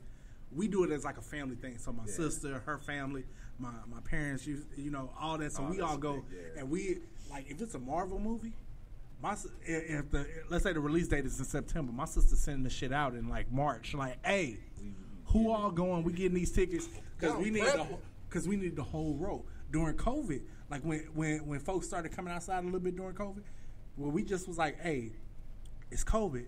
Why don't we just get a big enough group of folks we know, and we just rented out the whole theater. Yeah, oh, that's dope. And so we did. Low-key, it don't cost as much as people and it don't cost. It don't cost. To rent out a theater. I'm like, the AMC Chesterfield was easy as hell to get. Man, look, all you got to do is the Zadie Martin method. Growing up, my dad's biggest pet peeve, which is one of mine now, is being in a big-ass establishment and somebody coming to sit right by him. Oh, yeah. All these seats in here, nigga, what made you sit behind me? Right. So he'll look at me. Wait, hold on. What? She said the Skyview had the new Bad Boys and The Last Dragon. I missed The Last Dragon in showing. Where's the Skyview at? I think that's this drive-in, right? I think that's on the east side. Oh, no, that's in Fairview Heights. Oh yeah, my God! It's right on I can't think of the name. It's one of their main streets. It's Belleville. One of their main streets is right by like across the street from a Schnucks, which is clutch. Like the Last Dragon is in my top 5. Look, the only reason I go to the movie theaters is for the popcorn. I love movie theater popcorn, bro. So my problem with going to movies is I'm probably gonna go to sleep, so I'm just paying for that. But for real, right now, it's like we got small children and wrangling them in movies and stuff like that. Boy, I took my son. I used to try to do that in the summertime when he go to the movies. This nigga Sean would just walk up and down the aisles, cut out the aisle, get the walk. I'm like, get your black ass. I'm like, bro, come on. Now we found this one theater, and they got like a slide and shit in there. Talk about the new one out there of. It ain't Creve Coeur, is it? Nah, I think so. Now the Creve Coeur one, I don't know if it's the same one, but the Creve Coeur one, the homeboy told me he went to see Bad Boys at that specific theater, the Creve Coeur one. And he said he paid $20 for the tickets. Well, you know, $20, I guess, per. Yeah. He said the seats is moving. He said water shooting. Oh yeah, that's because that's the all that. Yeah, that's the like really the 4D the 4D theater. So if you ever water shooting, so if you ever go to like a Disney, like I went to Disney. When I went to Disney, B&B, you do B&B. When you go to Disney, they do what they call 4D theaters, and 4D theaters like you might do like a Marvel themed 4D theater. You sitting in there. And it's like, I ain't gonna call it a roller coaster, but you sitting there and like wind all of a sudden. I'll be too hot for that. I've seen the videos of it, but I wouldn't do that shit for a movie like. I wouldn't do that shit for Bad Boys or nothing like that. But they doing that out there though. It's one of them. I'm gonna check that out. You gotta go for the experience. It's one of them. I go one time to say I did it, but y'all gonna realize I ain't the nigga that finna keep coming in here. I don't need my seats to move. I just need to go home and sit back. I'm cool. But what I learned, I'm the same way as you, bro. I'm spending all this money to go to the movie for me to buy this big ass popcorn and this drink. Popcorn up. My popcorn, I'm at my refill by the time I'm halfway through let me show up early enough. I'm at my refill halfway through the credits. I need to get that. So my trick to it now is I can only go to matinees. Man, and I learned that from I'm with that. I learned that from my parents. I'm with that. Every Saturday, my mom and them would go on some type of date. Yeah. Especially when I got older, they ain't got to lug me around with them. Facts. So the Goodwill was one of them, but they big on movies. Mama, I had never seen them do no late night movie because they was like, we went one time and started falling asleep in that motherfucker. It's a waste of money. So what we do is we go 10, 11 o'clock in the morning. Yeah. And I'm like, if I ain't ate, she's like, sometimes I'll eat before so I can get a smaller popcorn because I want it. But I'm more attentive to the movie. I did that when I was like, man, I'm going to try that shit. And I saw the Black Panther with somebody, and then I wanted to go see it again. Right. I'm like, man, I'm going to do a matinee and see what my mama and them talking about. Smoke the blunt. Which is my downfall to the movie. Smoking the blunt on the way to the movies is how you go to sleep. Got to get that sativa, though. Yeah, bro, weed makes me sleepy. It just make you sleepy. But also, I don't even think it's the me smoking, going to the movies. It's the me getting full off the popcorn and the drink, and then me sitting in darkness. Yeah. And when I start doing this, I go to sleep so easy on movies. I can't think the last movie we went to go see. So easy. We went to go see it, and I wanted to see the movie. Yeah, be out. And my wife was like, hey, you slept through the first 45 minutes of the movie. And she was like, I don't snore, right? But she was like, today, the whole theater heard your ass. Oh, like Sean used to be. If Sean could go off on me, he would. Because I would take, last movie I remember me and him going to see was when they did the animated Pokemon movie where it was like real, looking more realistic. The Pokemon detective movie. Yeah, bro. So we went to go see. I'm talking about. I'm already fried. We at the crib chilling. He's like, I want to go to the movies. I'm like, well, let's go see Pokemon. So I'm already high. I'm like, bet. Like, I want some movie theater popcorn anyway. It's the best. So, bro, it's nothing. I don't care what you do. I don't care what you buy. The thing about it is, going back to the matinee real quick, the freshest popcorn. It's the fresh popcorn, and you getting the matinee movie ticket prices. Facts. Yeah, so I'm only paying $5 to $7. My popcorn is cheaper. Everything. I tell people all the time, if you want to go to a cheap movie, not only the matinee, but if you're in St. Louis, go to 24-1. The one on Page. Because your $5 tickets, even to see even at nighttime, and to see the newest movie. Shit, that's like 50 Cent movie back in the day when I was a kid. They used to have 50 Cent. Yeah, bro. Ours used to be this place, and it's still up called Tinseltown. That's where everybody went when we was kids to go to the movies. You can go to that motherfucker and spend. Bro, you can spend $20. I done got a ticket, good size popcorn, nice ass drink. The free refills on the popcorn, 25-cent refills on the drink. It was just like, but now, by the time you done left the movie, especially now we're having kids, boy, we all go to the movie. My girl was like, I'm finna take the kid. I don't think Sean was there, so she took Brian and Pat, went to that new movie theaters. They got like a little arcade, all that shit in there. She was like, boy, I left that motherfucker. She's like, nigga, I spent like $200 at the movie. So I ain't never going back to that motherfucker again. 24-1. Brian had a birthday party. He had a sleepover. Our thing when all of us went to the movie theaters to go see Guardian of the Galaxy 3. I don't even think I've seen the first two, or bits and pieces. But the third one was actually good. Like, I watched the whole movie. I was in that motherfucker knowing my goal was to go in here and go to sleep. But it got so good. It was good. Like, by the end of it, I'm like, shit, we got one or two of them on Netflix, Hulu, because I'm finna go to the crib and figure out what I missed in between there. But to know, bro, we had took 7 kids. We spent maybe $45 on just the tickets and made the kids bring their own money to get snacks and stuff. I ain't gonna lie to you. And when I go to the movies, the popcorn, I need the big boy, and the drink is the only thing I'm paying for because all the candy gets snuck in. Facts. Hey, ladies, if you get, I seen a tweet about a lady getting mad. I'm getting the big Twizzlers. Yeah. I remember that scene. The chick who he took her. Mad. Yeah, she got. Because he wanted her to go get some snacks. Heifer. Man, she could get. That was his date. Yeah, it was a date. It was a date. They was just meet. But think about it. It would have been my last time. She could drop her ass off. I would have left her at Family Dollar where we was getting them snacks from. I need the one to be like, can we stop at Family Dollar right quick? I'm paying for these $10. I need the big box of Mike and Ike's. I need the Sour Patch Kids. You look at her like you trying to move in tonight or tomorrow. You the one. Because it's the simple it makes no sense for me to go the same candy. How you gonna charge me $5 for regular pack of Twizzlers Man, when I can go to the store and get this same. I can get the big family pack for $5. Facts. You just gonna hear me walking in this You paying for the convenience. Sounded like I got on swishy pants. And I'm like this. I hate, like, when I go to the movies, and I've got to that point now, I'm fat.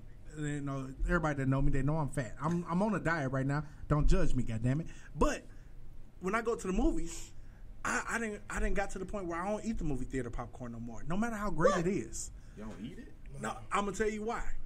Because I done started going to the movies, and I'll be like, oh, those wings look pretty good. Boy, or those cheese sticks look good. So and next thing I know, I done spent $50. What he's saying he's upgraded in life. He's fat, is what he's saying. No, bro. See, because like when I go to the movies and shit, I'm not even looking at the. Like she be talking about, yeah, we should go to the movie theater where they eat. The girl, I finna be sleep.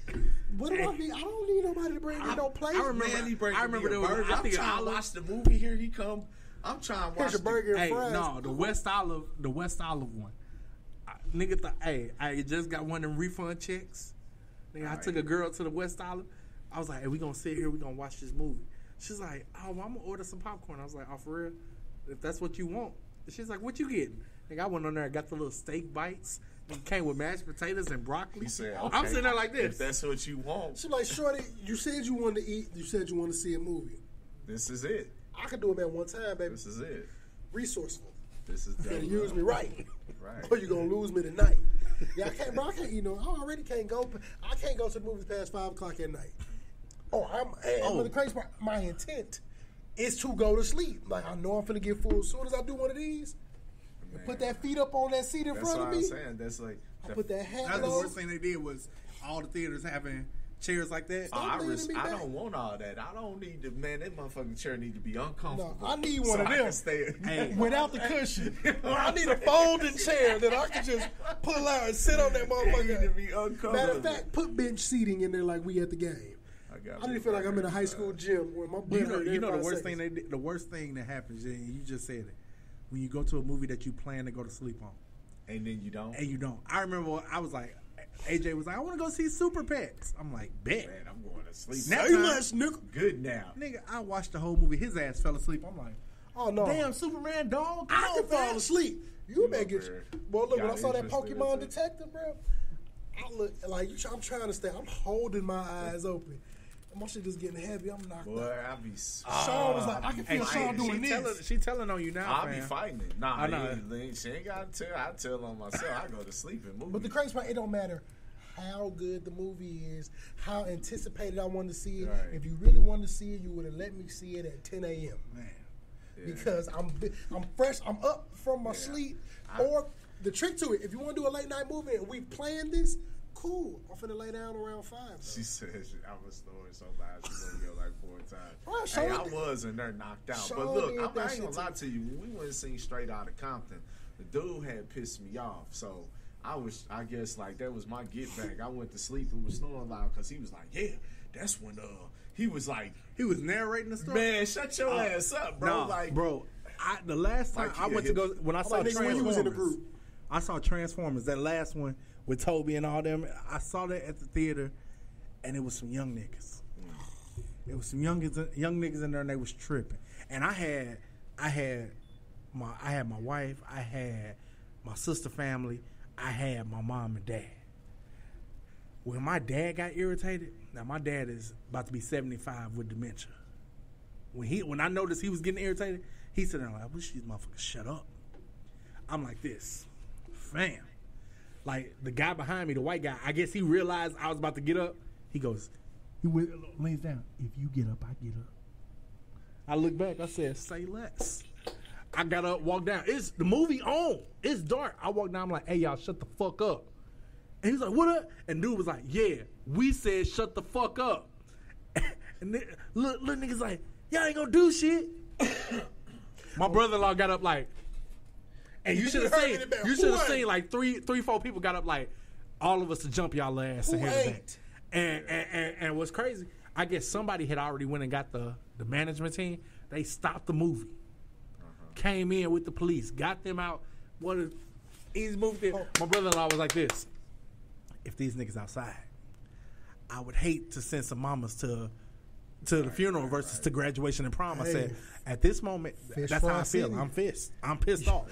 Yo, mammy gonna have to do a fish fry. I feel like that's one of the things, like the stereotype of the black community in the movie theater.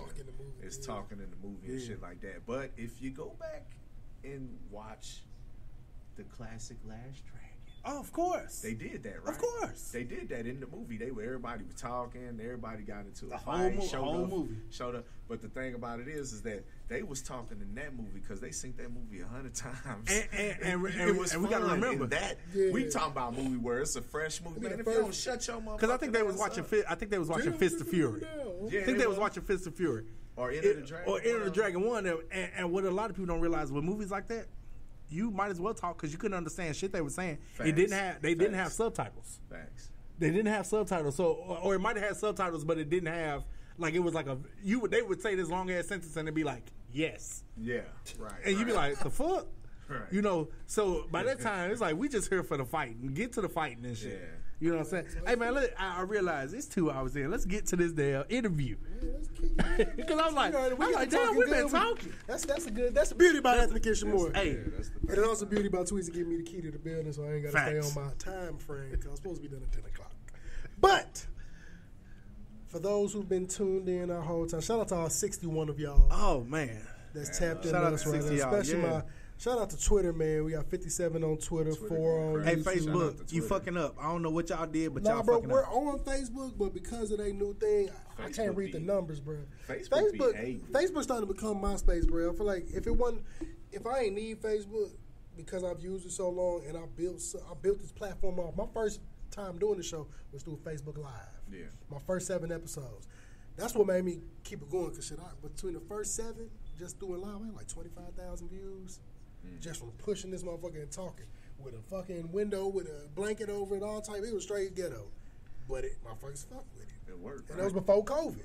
Like it won't let me share it. Yeah, but it's crazy. It won't let me share it. And what's crazy is, I guess you can't see the comments. It's been comments all up on Facebook. Unless it depends on who the person is, because some of these comments I've seen. Yeah, because I see the at-home producer. Shout out to the Bay. Oh yeah, see. Oh yeah, she been on here hella. Yeah, sorry, my Facebook folks.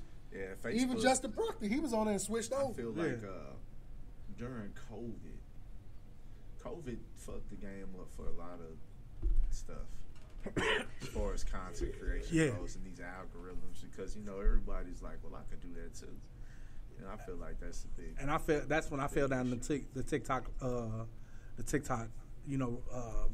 Damn, I can't think of the word.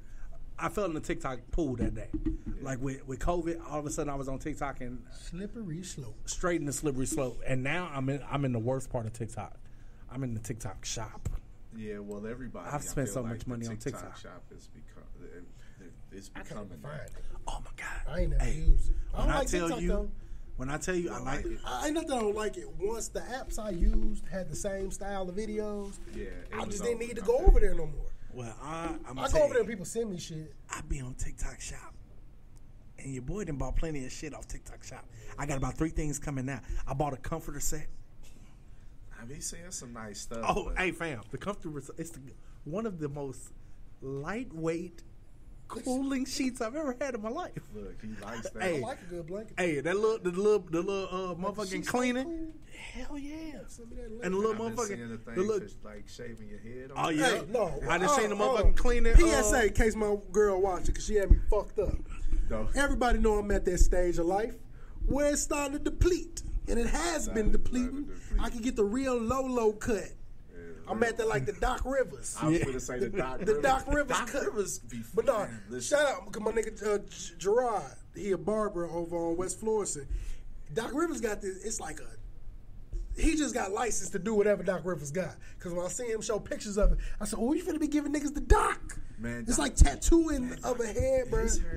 It's crazy. That shit ain't no real haircut, bro. It's not real, bro. Because look, it's just so right there, but it's like, bro, it's a procedure. I'm gonna find the picture. No, I seen it. I seen him motherfucker get that shit tattooed. So he can teach that stuff and he can do it now. That's what's up. But bro, she seen that. No, hell no. I'm one of them niggas. I'll let it go. Like I'm getting the low cuts because I can. But it's time. Hey, I was bald before COVID. This nigga just randomly did it one time. We seen the picture. I'm like, fam. I came back home to St. Louis in 2010. I was here for a few months and I cut all my hair out. It was time. I was like, it's going. Hey, my pops. It's like a reinvention. My pops is bald because I always thought, well, clearly the DNA came from somewhere because my other grandpa had a fro. Even my grandpa, my dad's dad had a fro, so it came from that nigga, clearly. But I've always known him. I only saw the pictures of him with hair, but I don't remember that. Right. I always known him to be bald. Mm-hmm. So I don't think his hair just went out and shaved his head bald. No. The nigga had an appointment with the barber. My pops is a punctual person. He hates somebody to be late. He showed up to the barbershop. Dude wasn't there. He gets to the crib. They get to talk to each other. The dude gonna tell him he ain't show up. He's like, I was there. You ain't show up. He's like, nigga, I was there at my time. You wasn't there. So he said, I was so pissed off that I went home and just shaved my head off. And I ain't never had hair since then because I wasn't finna let nobody else play with me like that. Like, he's been bald since then, bro. That's a new level of It's one of them. I'm gonna show you better than I can You tell. got me fucked up. You'll never get my money again. Cause bro, I had to deal with them haircuts from him my whole life. That's why these kids got it nice. They got them fire ass haircuts. Listen, I ain't gonna lie to you. My if I had hair, I'd cut it myself. But I think being bald is the best thing for me because, man, these barbers full of shit, man. They charge you.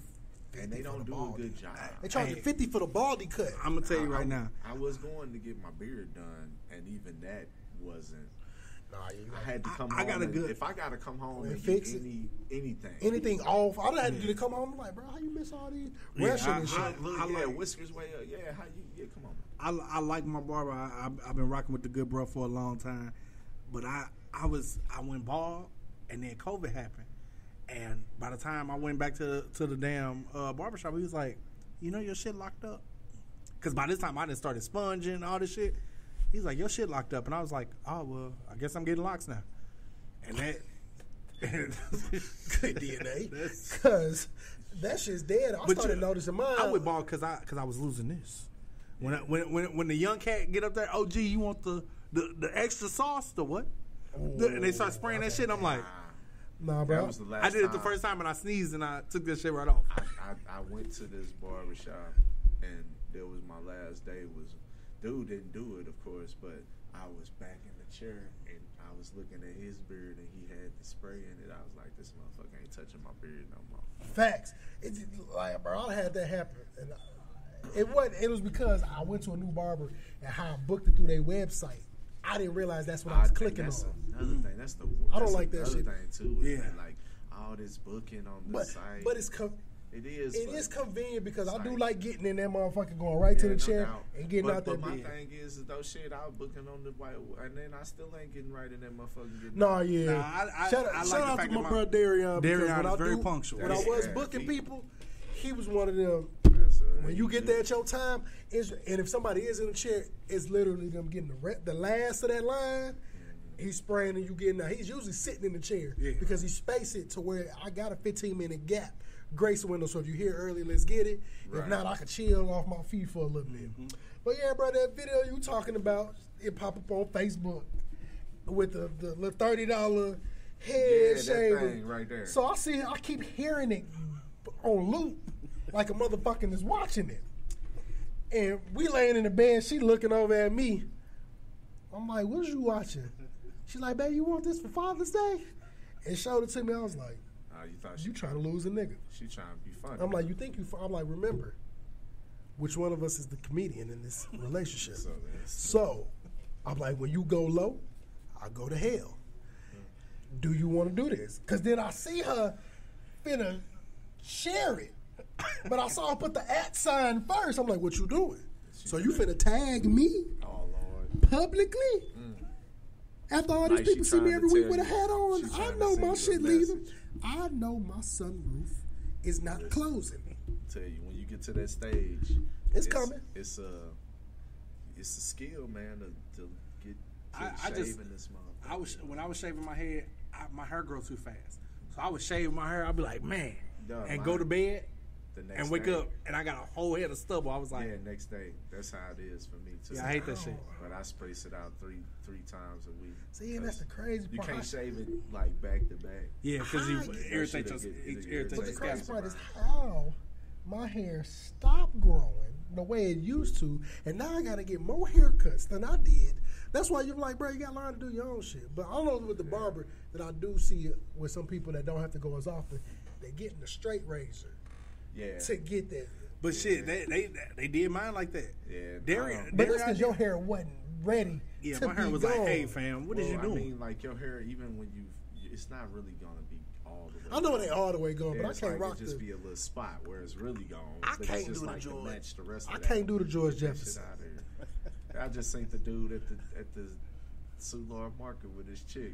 I'm sitting there tearing his ass up in my eye. And I'm like, she love Hey, it. First thing, like, I'm I gonna got a kid that I really want to tell, like, hey, he got this he a sophomore. It's coming. He a sophomore, and he got the Stephen A. Like his lining is like back here, like he looked like a granddaddy. And I be wanting to tell him like, hey fam, that's just bad genetics. In the next 2 years, please before you get, you can't be 18 with a baldy though. That's crazy work. He got to. He got to. Sometimes he got to, and I be wanting to tell him like, it's gonna be more beneficial for him. I'm like, your life will change to be an 18 if you do that. with a you know what type of hate your family got years of hate. He not even 18 with a ball. He had that at 14. That's genetics. That ain't got nothing to do with nobody hating you. That's genetics. No, that's why I said that. Your genetic, your family DNA structure. Yeah, Lord didn't like somebody in your family, and they passed this trait down from baldy to bald. I would hate to be 14 in middle school. You know the type of jokes I'm getting off on this nigga? Man, listen, and then if you This wear shit the back hat, here. a motherfucker gonna flip that off. I mean, I feel like we seen that in school, though. Oh, yeah, look. We seen motherfuckers Flip my hat off with now. I fucked know up my shit hairline. leaving. You flip my shit off, you better be able to retreat them hands back into position. Because you come with the power. I'm coming like the old school niggas. The games used to fight like this. He fight I'm like finna- Bob I'm Barker. finna bop your Barker shit. was a champion right there. I'm finna bop your shit. Shit crazy, man. But look, bro, for our listening viewers that don't know who you are, tell them a little about yourself and everything you got going. All right, so I'm Oli Versus. I'm a music producer, songwriter, video editor. I'm a lot of things. Live streamer, content creator. I do a lot of things. I wear a lot of hats. So that's pretty much who I am. Before I got into streaming, I was pretty much just doing a lot of shows, recording a lot of music, networking with a lot of artists in the city, and that's who Oli Versus is. Okay. So man, what got you into streaming? So like with streaming, it was like realizations of things. Like I feel like, you know, as you start getting older in life, you start looking like, damn, what have I done like with my life? I feel like I've accomplished a lot of things, but it's just sometimes as a man, if you feel like you get to a point where it's like, damn, what have I really done? You know what I'm saying? And then for me, I was kind of like getting to a point where I felt like I'm aging out of music. You know what I'm saying? I feel like you continue to do music. I still do music. I still want to put out projects, but that's more like a personal thing when you start getting to a certain age, especially if you ain't established as an artist. So I was talking about my younger children earlier. My daughter came along. I'm playing games a lot, you know what I'm saying, and working, you know what I mean. When I would be at work, I would think about music, and I would kind of get into these kind of depressions because I ain't successful in the way that I would like to be with music.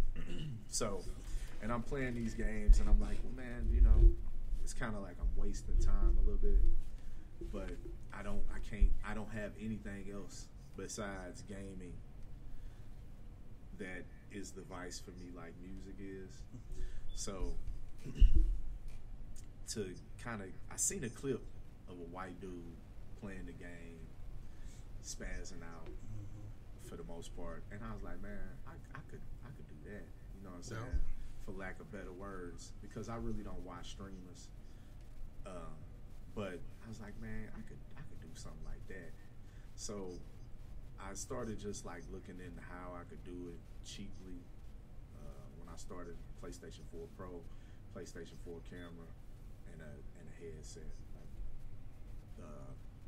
the Sony 3 Pulse headset, just whatever goes to the PlayStation. And I tried it out, because I just had a cam laying around from the playing 2K. I wanted to scan my face in 2K. It was the only reason I bought the cam, so I was like, I'm gonna try it out. And then as I started, it just became more evolved. Like before I started streaming, I didn't think people was really gonna watch, because it's like, what are we watching for? I know most people in my age group, and it's a lot of us that are interested in action figures, nerd shit. Video games would be considered that, you know what I'm saying? So I was like, a lot of people in our age group, I know it's people that like it, but the people that I know most likely won't. So why would people watch? So I went to YouTube and I created like a piece of content for a controller that came out. It actually did really well. That was like 5 years ago, you know what I'm saying? Before monetization, anything like that. And that was my thought process, is like, I got to get people that will come. So everybody had a phone in their hand, got YouTube. So I was like, I'm going to start there because I can stream straight from the console to YouTube. So that's what I did. And it like I said, it was just a combination of trying to just get away from a depression from not being able to really do what I want to do with music. Because musically, and we live in a very music-rich city, but the problem with this city is that people have talent, but they don't have money. So they can't invest in the talent in the ways that they need to. And not only do the people not have money, the people that do have money, they ain't really trying to invest in the talent. They're really investing in talent outside of the city, I feel like. So that's the reason why I started streaming, really, was because, like, I got a kid. What is a way that I could make another source of income from things that I love? You know what I'm saying? Plus, just like my knowledge. And you at home. Yeah, and it's something that I don't have to leave the home to do. That's a big thing of it too, because like I said earlier, my pops, he got shit. He was in and out of jail. My whole life, workhouse, penitentiary, shit. By the time I was 10, 11 years old, he went to penitentiary till I was 19, 20. You know what I'm saying? So that's a big part of your life. So being with my children has always been a very important thing for me. Even when I was, like, I got older kids and me and their mother's relationship went sour, but it's when she left Indianapolis and came back to St. Louis, it wasn't long before I did. You know what I'm saying? Because some men run away from their estate because now I got to go where my kids are. I got to be where my kids are. So that was a big part of it. That was a big part of it, is because it's something that I could do in my home. I don't have to go out. Because if I start recording songs again, and I love that, but I have to be able to perform them. I have to be able to go, and no matter how connected you are with your spouse, that life is tough. You know what I'm saying? So, but yeah, that's why I started streaming, for real. And Now, I mean, that makes sense, bro. Anything that you could do in your peaceful space makes you like get into it a lot more. That's same with this show. Being able to do it at the house, knowing I could clock out from work with one hand, press go live on another, and I ain't gotta never leave this room, this chair. It was like, all right, I'm gonna figure this out, man. So I definitely can understand that.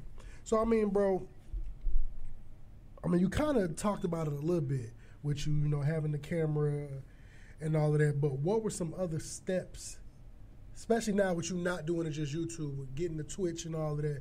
What were some steps you took to really build that up and get it off the ground? Well, like, for real, when I just first started doing it with the PlayStation and the camera and, you know, just what I had, it was just a thing of like, do I want to do this? You know what I'm saying? Is it something that I would... You testing the waters. Yeah, testing the waters. Like, I tell a lot of people all the time, I have a lot of people that hit me up, they like, hey, I want to get into streaming, this, that, and the other, da-da-da. And I tell them, well, what do you have now? Well, I got this and I got that. Well, if you add this to it, you can start now. Well, I want everything to look like yours does and everything like that. Listen, you ain't there yet. First of all, you need to love it before you even invest to that point. Now, you don't even have to invest a lot of money to get to that point with different things that you can do, because there's things now that you couldn't do when I started 6 years ago. Like, I can be on my phone and I can have all these overlays just like we have right now on this show. And I could do all that from the phone. But you couldn't do that back then. It's a lot of things that came along with it. COVID changed the game. A lot of people, influx of streamers and things like that. But as far as like getting my streams off the ground and kind of getting viewers into the streams, in the early stages, it was just like attacking the Facebook groups and tapping into the people who are interested in what I'm doing. Okay. So like, and then utilizing my Oli Versus Facebook page, not my personal page. So what I was doing is like a specific game, I would get in a group for that, and I would post clips or streams or whatever in those. But what I started noticing is that a lot of those would be local groups. And I mean, we in St. Louis. So it don't matter what culture you tapping into. It doesn't matter what you tapping into. It's all competitive.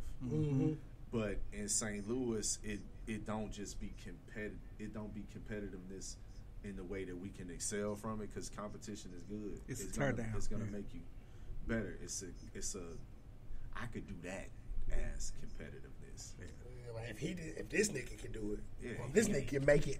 Of course, I can do it. He ain't funny. He ain't even good at the game. I play the game. That's the hater mentality. So first of all, like, they ain't even gonna watch. You know. But I got into a lot of groups, and I got some people who followed and messed with me initially from that.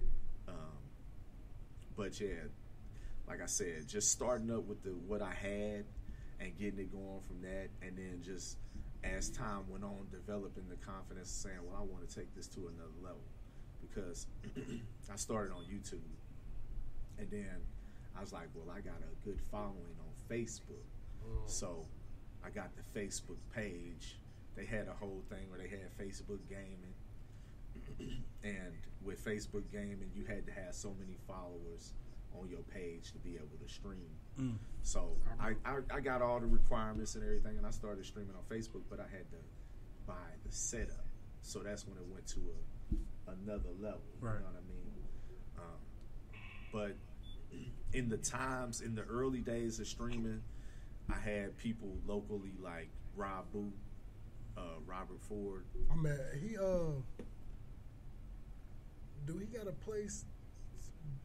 Blank Space. Blank Space. Yeah. I'd have been there. He used to be affiliated with Blank Space. Okay. I don't know what that's where I met him at. With them now. But I met him twice there, just going to shows and filming them. Blank Space is right one of the places that he used to manage. But Rob Boo, he's a staple in the hip hop community in St. Louis, Slum Fest, all those type of things. You know, he's a lot of artists and producers. Like, Nando just made a post saying, yo, Rob gave me a chance. You know what I'm saying? Like, I owe a lot to him. So Rob, he kind of had invited me to a meeting, if you will, of just artists, entrepreneurs from the city. And when I went to that, I kind of met some people. Saint Hip Hop, I don't know if y'all heard of that. That was a thing. SaintHipHop.com was a thing. Shout out to them.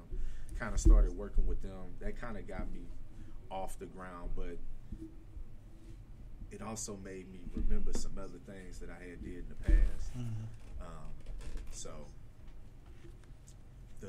the stream stuff all started off with just the gaming, but initially getting it off the ground,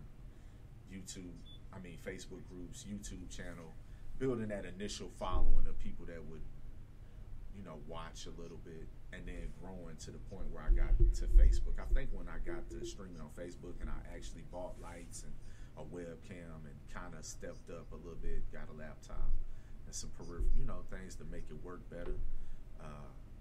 I grew pretty good on Facebook, but I started paying for that marketing and promotion.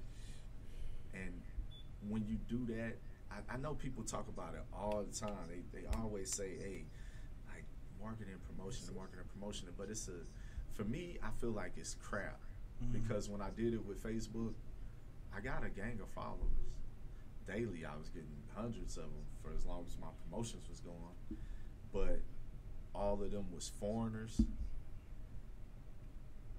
And I was like... It wasn't turning into actual viewers. It wasn't turning into actual dollars viewers. Ain't making sense. Yeah, so that's when I kind of like switched gears over to Twitch.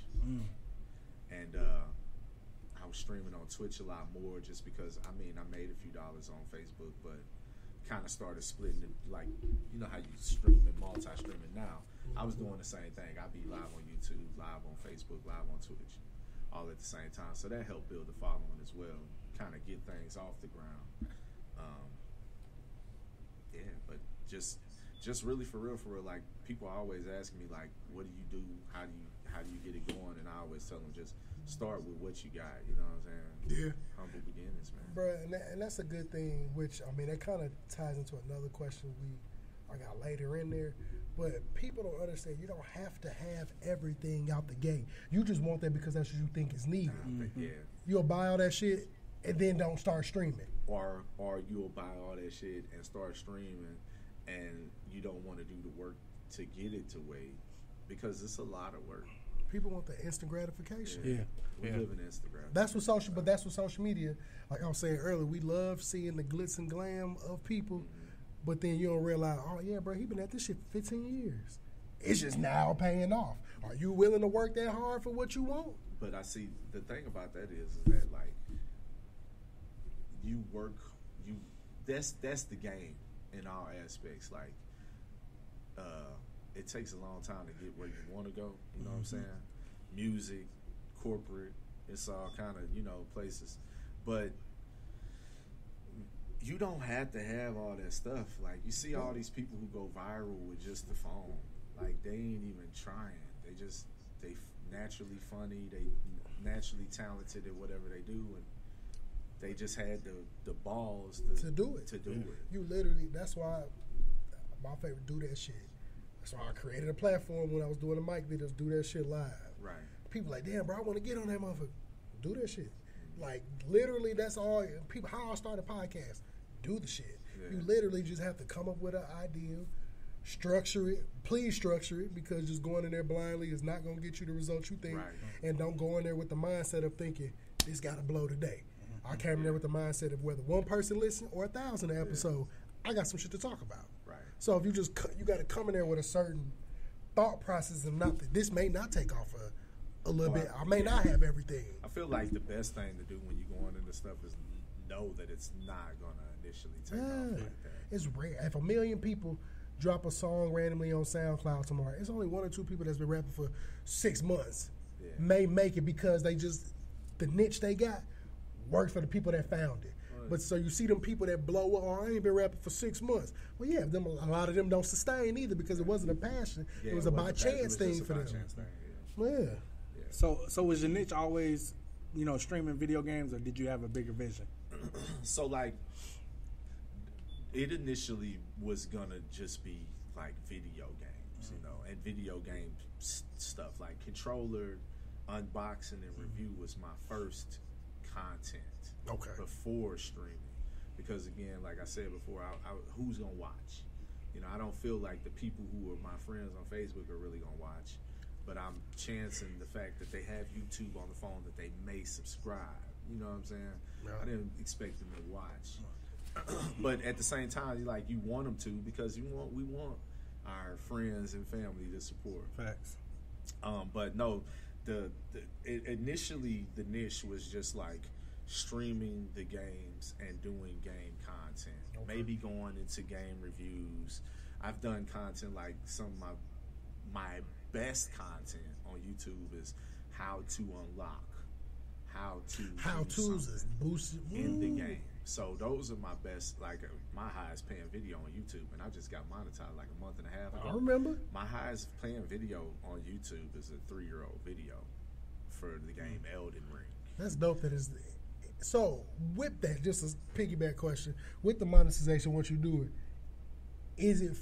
It's not accumulating based off views you had back then. It's people getting to it now. Once you start, but I didn't. I would think that. I personally thought that even with a page monetizing, it's only going off the video, like the ones in the recent X amount of time. Because I know when you're going for it, you got to have whatever you need is the standard within that year time frame, or it's going to start resetting and dropping off. Yeah.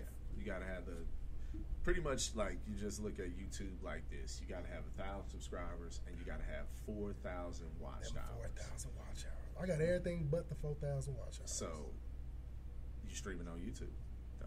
I do, but you're working on your watch. Oh no, I'm working on it, but I'm talking. But when I was really I put this show on there. A lot of people, because I see more people watch it on Twitter, but I know a lot of the people that's my core fans are not on Twitter. They on Facebook. Right. So I get it watched a lot on there. YouTube is starting to pick up, but I was getting a lot of my I done got the closest I got to it. I was at 2,800 watch hours, and that was from me doing these music videos and just dropping them. From doing that, but I didn't want my channel to be that. Yeah, it just was I started doing videos, niggas ain't had nowhere to put them, so I used that for it. Right. So, as far as getting back to the niche question, initially it was just video game stuff, but like I mentioned a little bit ago, I met Rabu and a whole bunch of other people at a meeting, and Saint Hip Hop was one of the people that was there, along with a lot of other people that I already knew. But when I met Saint Hip Hop, I started working with them because he was like, gaming is getting big. Cardi Ice, shout out to Cardi Ice. He was like, gaming is a big market. I could see the vision, you know what I'm saying, stuff like that. And we want to try to work with you. So I knew there was a guy from St. Louis because of those Facebook groups. Jody the Great. Okay. He was playing Tekken 7 professionally at the time. So I was like, man, if y'all could help me interview this guy and we can get that on YouTube, I think that'd be a great starting point for me for what I'm doing, because again, the niche was just gaming. So we met up with Jody the Great and we did an interview, but the sound ended up not being good. So the interview wasn't, it got scrapped. The only footage for that I have is what I have on my YouTube channel of that event, because I did my own little walkthrough of the event. Been there. So that kind of was a downfall. And then we went on to work on something else with DJ Kimmy New. Oh yeah, I rock with Kimmy New. So we was working with her. She had Live from the Kitchen with DJ Kimmy New on Facebook, which was doing good numbers. She was going live doing that, and that was doing good numbers. So they was already in the works with her and kind of doing that on a better scale. And then he was like, I want to put you with her on that. So what we did was she had her in the kitchen area, live in the kitchen, and we was interviewing artists. She was interviewing them. I had my game set up over on the couch. I just played the game, kind of asked the question here and there, kind of jumped in, and then after they got done, they would come over and sit down with me and play a game, and I asked them some gaming questions. So we had just converse. So in doing these things with them, the niche switched up. Okay. Now, going back to when I first started streaming, I really started getting in front of that camera because I wanted to be comfortable just talking in front of the camera and just not like the camera ain't even there. You know what I'm saying? So I knew that if I'm playing the game, I'm gonna be doing that. And it was when I met with, it started as one thing, but when I met with Saint Hip Hop and started doing these other things, it transformed into kind of what it is now. what it's became over the last 6 months. You know what I'm saying? So the niche switched up, and when I started working with Saint Hip Hop, we did the thing with Kimmy New. We interviewed Bates. We interviewed Bodine. We interviewed Nando. This was when Nando was first really getting his feet wet on the scene. Oh yeah, I got one of them. And we interviewed Rucker Puff. He did our 100th episode. Yep. Shout out to the good brother. Still Shout shooting text messages. And Hey, listen, Clay, pull up. All of them. I got to get all of y'all on the show. And I sent them invites to all of them. That was my initial invite sent out. But I got to have all of them because them was my initial. You know, if I feel like I owe them something in a way. Because all of those interviews got scrapped. Ooh. The video footage wasn't good. I don't really know what happened, but all I know is it was supposedly went to edit and it just all got scrapped. So in the talks with Saint Hip Hop, you know, when you talk with people, and I ain't saying it to like throw salt on what they had going on or not, but I listen, I done did a lot of music, worked with a lot of people that give you promises and we gonna help you with this, that, and the other. And they was like, we gonna help you with this. How much would you need to get your stream going? And I was like, I need this much. And it's like, all right, we're gonna work that out. And that never happened. And then all this, and I was not even tripping off of that happening or not, because I was already gonna do what I'm gonna do regardless. Right? But then when the footage got scrapped twice, it really drove me to buy and go to the next level. You know what I'm saying? Yeah, when you working with somebody or relying on somebody. Yeah.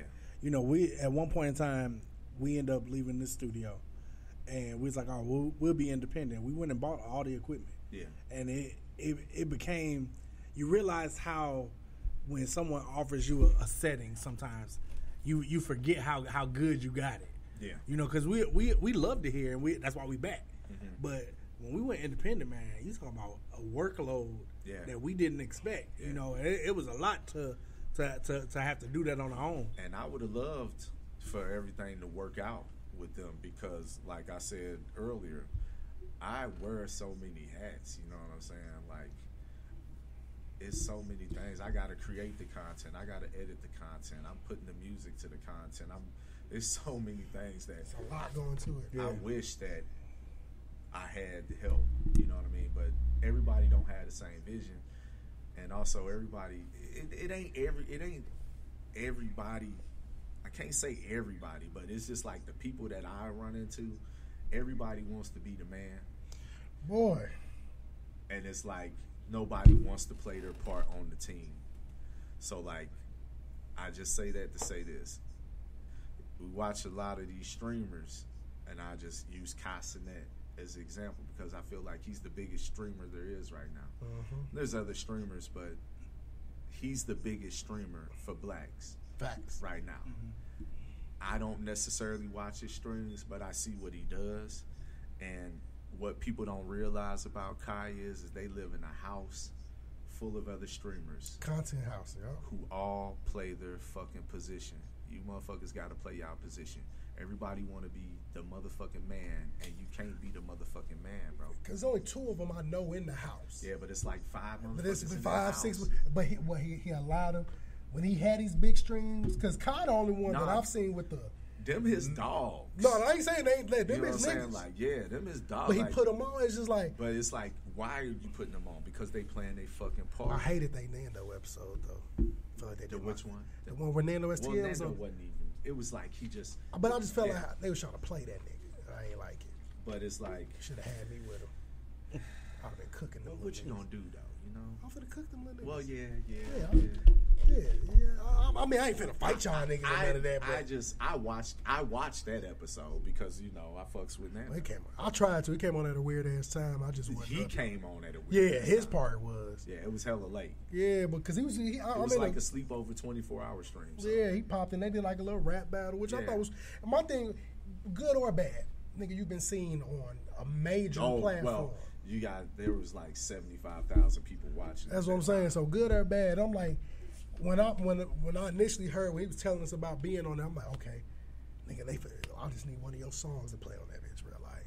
But yeah, it wasn't even. It wasn't the type of stream I thought it was gonna be. Which it's still people got to see you. Yeah.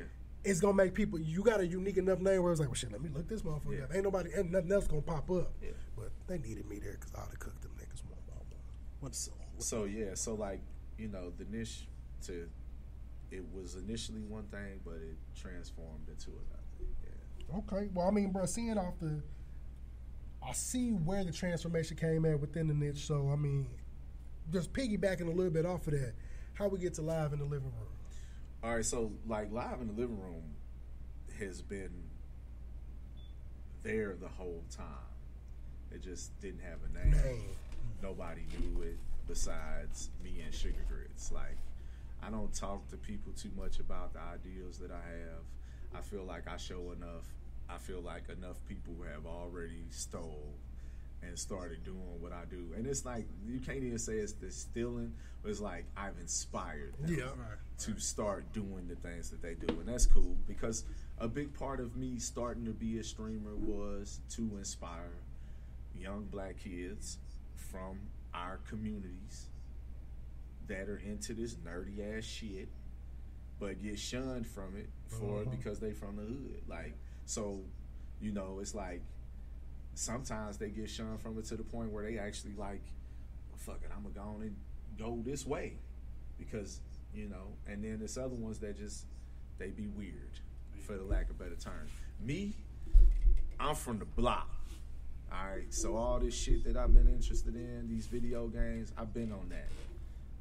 Around all the dope dealers, they was in my house playing the games with me, so I was respected regardless of what I did.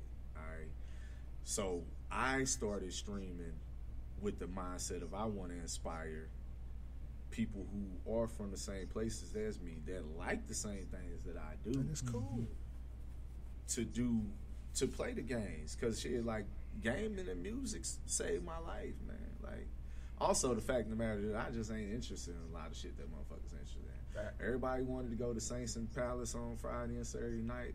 I was in the crib spinning records all night, working on my DJing skills, or listening to instrumentals and writing. Yeah. You know, I was working on my craft. And then it was like I was listening to records and practicing combos on Tekken, which further strengthened my mind as a rapper and a video gamer, because I'm rapping and playing the game. Two different things. You know what I'm saying? So all this shit became a merger of the love that I have for these things. You know what I'm saying? Gaming and hip hop. You know what I mean? That's how we kind of got to Live in the Living Room. But again, Live in the Living Room was something that was always there. Like, once I got to the point of streaming the games, when I met with Saint Hip Hop and we started doing the things that we did, it made me remember. That was okay. See, because sometimes you have to remember who the fuck you are. Right. Right? So it made me remember that 10 years prior, I was in Indianapolis, Indiana, and I had got the chance to work with a black-owned publication, Amps Magazine. That was kind of a Midwest thing, but it was like founded in Indianapolis. So I was working with Amps. I had this Circle City Classic Parade. I was like dressed up like Civil War. I done seen some Amp videos, because they would do the classic and little like videos about it, because I've been to the classic every year. Yeah, I was on the classic parade float for Amps Magazine. It was like blacks in history. I was like dressed up like a Civil War motherfucker. You know what I'm saying? Listen, but I had got a chance to do interviews with local artists there. Couple of the artists that I interviewed at the time was one guy named Paul Michael. He's actually into film now. He does independent films. Always got something at Big Bear and film festivals like that. He did this real dope short on YouTube that I think y'all should check out, where he gained weight and he's Sinbad. the comedian, bro. And I'm talking about like that shit's pretty convincing. It's only like a 5-minute short. I gotta see but that. it's like Sinbad comes off the stage, and it's like a meet and greet with fans, and he kind of talking. You gotta check that out. Dope dude, but he was an R&B singer at that point. And then another guy that I interviewed up there is a staple of the music community in Indianapolis, DJ Rusty Redenbacher. He's a big DJ, hip hop DJ in Indianapolis. So, like I said, I had to remember who the fuck I was and reflect on that time. And you know, all this shit crumbled. Like I did the interview with the guy, Jody the Gray. We did these great interviews with these artists, you know, that I mentioned earlier, and then all of it got scrapped. So Folks ain't know what they was doing. Live in the Living Room has been there, but it didn't have a name. The name didn't come until the day that I actually did the first interview. Okay. Who was your first one? I remember seeing Skoda it. Man. Yep, I must say I remember seeing it. And that name came maybe 30 minutes to an hour before that. And I mean, it was kind of just like, what am I doing? I'm live in the living room. And then it was like, well, damn. I had a half of a thought where it's like, well, motherfuckers gonna be like, well, he, you know, live in the kitchen with DJ Kimmy New. But it was like, man, shit, y'all forgot about that. Yeah. You know what I'm saying? Y'all forgot about that. I got a similar story how this name came, so I definitely understand. But yeah, that's you know, the niche changed, you know. Yeah.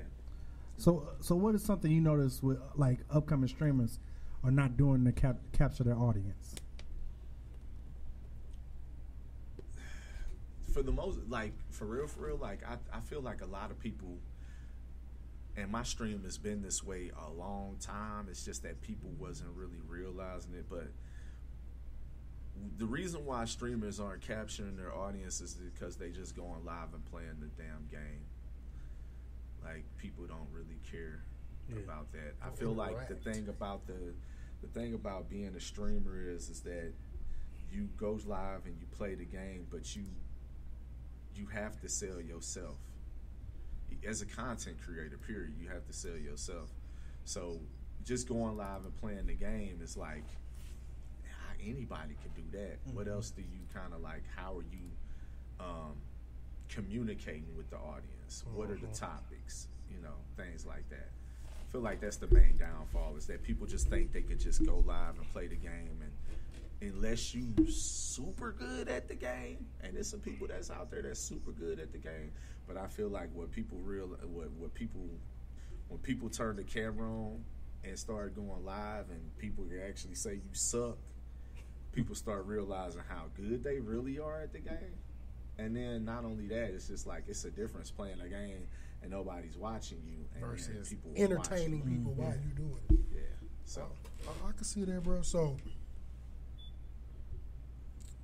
kind of already did that one. If you could tell an up-and-coming content creator one thing to help, you know, garner success, be able to work on their monetization with YouTube, what would that be?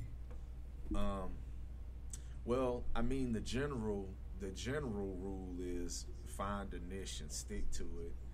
I feel like that's the general rule that everybody says, but I feel like the truth of the matter is that the niche is you as a content creator. I really believe that. You know what I'm saying? Because the thing about it is that like people love Boosie, right? I don't, because I don't like his voice. But it's a whole bunch of people that love Boosie music. I can't take that away from them, but I don't because of his voice. You're going to have that anywhere. With content creation, there's going to be people like, they don't like your voice. They don't like the cut of your jib. Like, they don't like, it could be anything. So I feel like you just got to, with content creation, the main thing is learning how to sell yourself. Like, I deal with a lot of people who stream, so they always like the game. You got to sell yourself.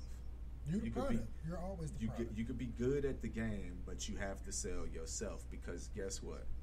At some point, the game dies. At some point, you don't want to play the game anymore. Right. And you still want to stream. People have to like you. You know what I'm saying? So that's my main advice for content creators. Is like, I know it's a lot of cliche shit that people say, like, be consistent and find your niche, but my main advice is the niche is you. You know what I'm saying? Is you. I agree to that, bro. Whether it be the look, whatever, you know. So what's next for Oli Versus?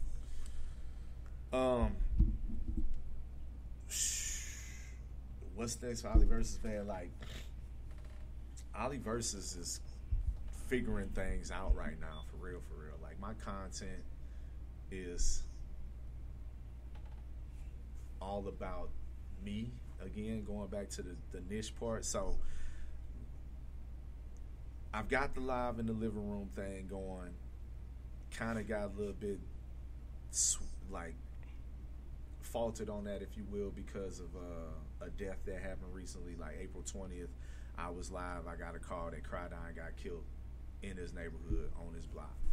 So that kind of fucked with me, you know what I'm saying? But live in the living room gonna be coming back soon. You're gonna see a lot more unboxing of He-Man and Masters of the Universe stuff, because I always say that, like, the older that we get, we have to find something. Like, we was talking about coloring earlier. You was talking about them figures that you bought, how you don't want your son to play when. We got to find something that we kind of connect with our childhood to keep us young. And so, like, man, my son kind of got into Masters of the Universe a few years ago, and they releasing all these toys. So I'm going to be doing a lot more unboxings of those. What kind of helped me propel my YouTube monetization was Mongolian hip-hop reactions. I was just going to bring that up, bro. You still do? So, yeah, I'm doing them. But, see, the thing about it is that shout out to Mongolia, for real, for real. Yeah, they blew your shit. They blew my shit up. And they still subscribing. Like, I just released a video a couple of days ago. It's already over 2K views. It's a reaction video. But the thing about it is that that's not an original content in a way. Right. Now, my reaction is original, but it's their music. Yeah. So as I started, I've got like 45 reactions on YouTube. I've got a whole playlist of nothing but Mongolian hip hop reactions. And once I got monetized, they start showing you what you can get paid off and what you can't. So I've got a lot of those videos I can't get paid off of. So it's like I'm still doing it, but I've kind of pulled back from that. Plus the demand of it, like they was on yo. No, they on my ass right now. Like, they want me to react. Like they like me, but they like me generally because everybody who does reaction videos of their music is from Australia. It's from England, Europe, somewhere like that, and I'm from the fucking United States. Yeah, I'm from where hip hop come from. Yeah. So and then I'm knowledgeable as fuck about hip hop. So they like. We want to hear him. We want to hear him. Yeah. Well, that's legit. Yeah. Giving knowledge on this is real versus what y'all done seen. Yeah, and then I'm also calling that shit like, okay, this is like what I consider real hip hop. And this is what I consider rap. Because there's people who argue it's all hip hop. And it is. It all falls under this umbrella of hip hop. But it's a lot of subcategories that ain't really what the founders. Trap, I understand, bro. Yeah. I'll be having that talk with people. I'm like, bro, you know what hip hop is, the essence of it. And it's crazy because with Mongolian hip hop, you can actually go back 10, 20 years, and it's like a progression just like ours. You got the more hardcore, real hip-hop, and then you got this newer generation that's making more trap, drill. And I've even got some favorites with it. But Mongolian hip-hop, like, I love it, but I've kind of pulled back away, and I got like 15 videos just on standby ready to be released. But I just haven't been releasing them as much because you build up a demand, and then you gotta kind of you can't just keep on giving it to them every day. They're gonna expect it after a while. It's like it's gonna be it's good for building your page. It's like it helped. If I need a good I can toss this out there. I know it may garner more people. But But that wasn't something that I was like. I know. I remember we talked about it. It wasn't no plan. It was that was not a plan. Like that was all spontaneous. I started doing music reviews last year around this time, live, and I kind of stopped doing them because people wasn't sending as much music. So I said, okay, maybe I done pumped the well a little bit too hard, and I stopped and I gave January. I remember you was doing. Actually, March 25th, 2024. I went live on a Monday night. I say, hey, I'm gonna do a music review tonight, and I did music reviews. Nobody from here was really sending me anything, and the only difference was I went live on YouTube that night. So when I went live on YouTube that night, some people from Detroit, some people from Colorado sending me music, and then this girl from Mongolia, Utral, she was like, hey, check out this song, Rocket Bay, Blavga. And I was like, all right, I never heard of them before. Searched them on YouTube. It was just an album cover with a dead fly on his back with his private part, what would be, the private part, like bleeped out. I was like, this shit look like some foreign shit off the rip. Yeah. And I pressed play on it, and it wasn't no video. It was just this dude spitting. Video had just released 24 hours prior. Already had over 1 million views. I listened to a lot of music. So I'm like, what the fuck is he doing to get this many views in this shorter time? And it was a diss song to another artist in Mongolia named Fla. I found out later. I pressed play on that motherfucker, and that dude was ripping it down. I can't understand the word. I don't have no subtitles on, but I know he could fucking rap. And I was like, he remind me of like Eminem, and they was like, he's like the Mongolian Eminem. And they went from that to like 20 other videos that night. And I was like, I was watching my stream back the next day. I went back to that first reaction, and I was like, man, I gotta cut all these up. Yeah. Cause it was like, just when you know yourself, that's something that's genuine. That's when you know what you need to be doing. Yeah. That's you know what I'm saying? That's when you find yourself. And like, I know you said like one of the questions, like, what did you do to monetize in such a short time? It was not a short time. Well, I know you had the page. 6 years. But 5-6 years. Matter of fact, longer than that, because I had the page from when I was doing music. I just never really done nothing with it. But it seemed like because I know you from doing Twitch, but when I saw you start, I remember when you started posting about getting on, I'm finna start fucking with YouTube a little more, and then it seemed like instantly, I remember messaging you like, damn, bro, what you? Yeah. Come like you did. He was like, bro, these Mongolian videos, that shit unexplainably just took off. Next thing I know, I done hit everything I needed to hit. And I just, that's what's up, bro. I just started cutting that content and focusing on the hashtags, and yeah, man, it really propelled it. You know what I'm saying? It really got me to where I need to go. But once I got there, it's the realization of I can't focus on this. Yeah. And then going back to my principal rule is the niche is me. So I said to start, I went through, just to kind of what's next for Oli Versus. I went through all my videos. What's my top viewed videos? Well, I just told y'all I got a video that's 2-3 years old. That's my top paying video. It's a how-to. So more how-tos, more unboxings. So would you go back in the videos, adding hashtags? I don't. I have. Well, people just started catching on to the video. Well, so like those how-to videos, it's just like, it's a how-to video, man. How-tos work. Well, it's evergreen content. If you look in your YouTube statistics, they're going to be like, create evergreen content to get more views. And evergreen content is like how-tos, shit like that. Unboxing reviews. Because people were interested in, but how-tos mainly. Like, I was going to start doing with shoes, man. I know I could convey shoes in a way a lot of people that would love to get into it wouldn't. Man, like, I'm going to be real with you with them shoes.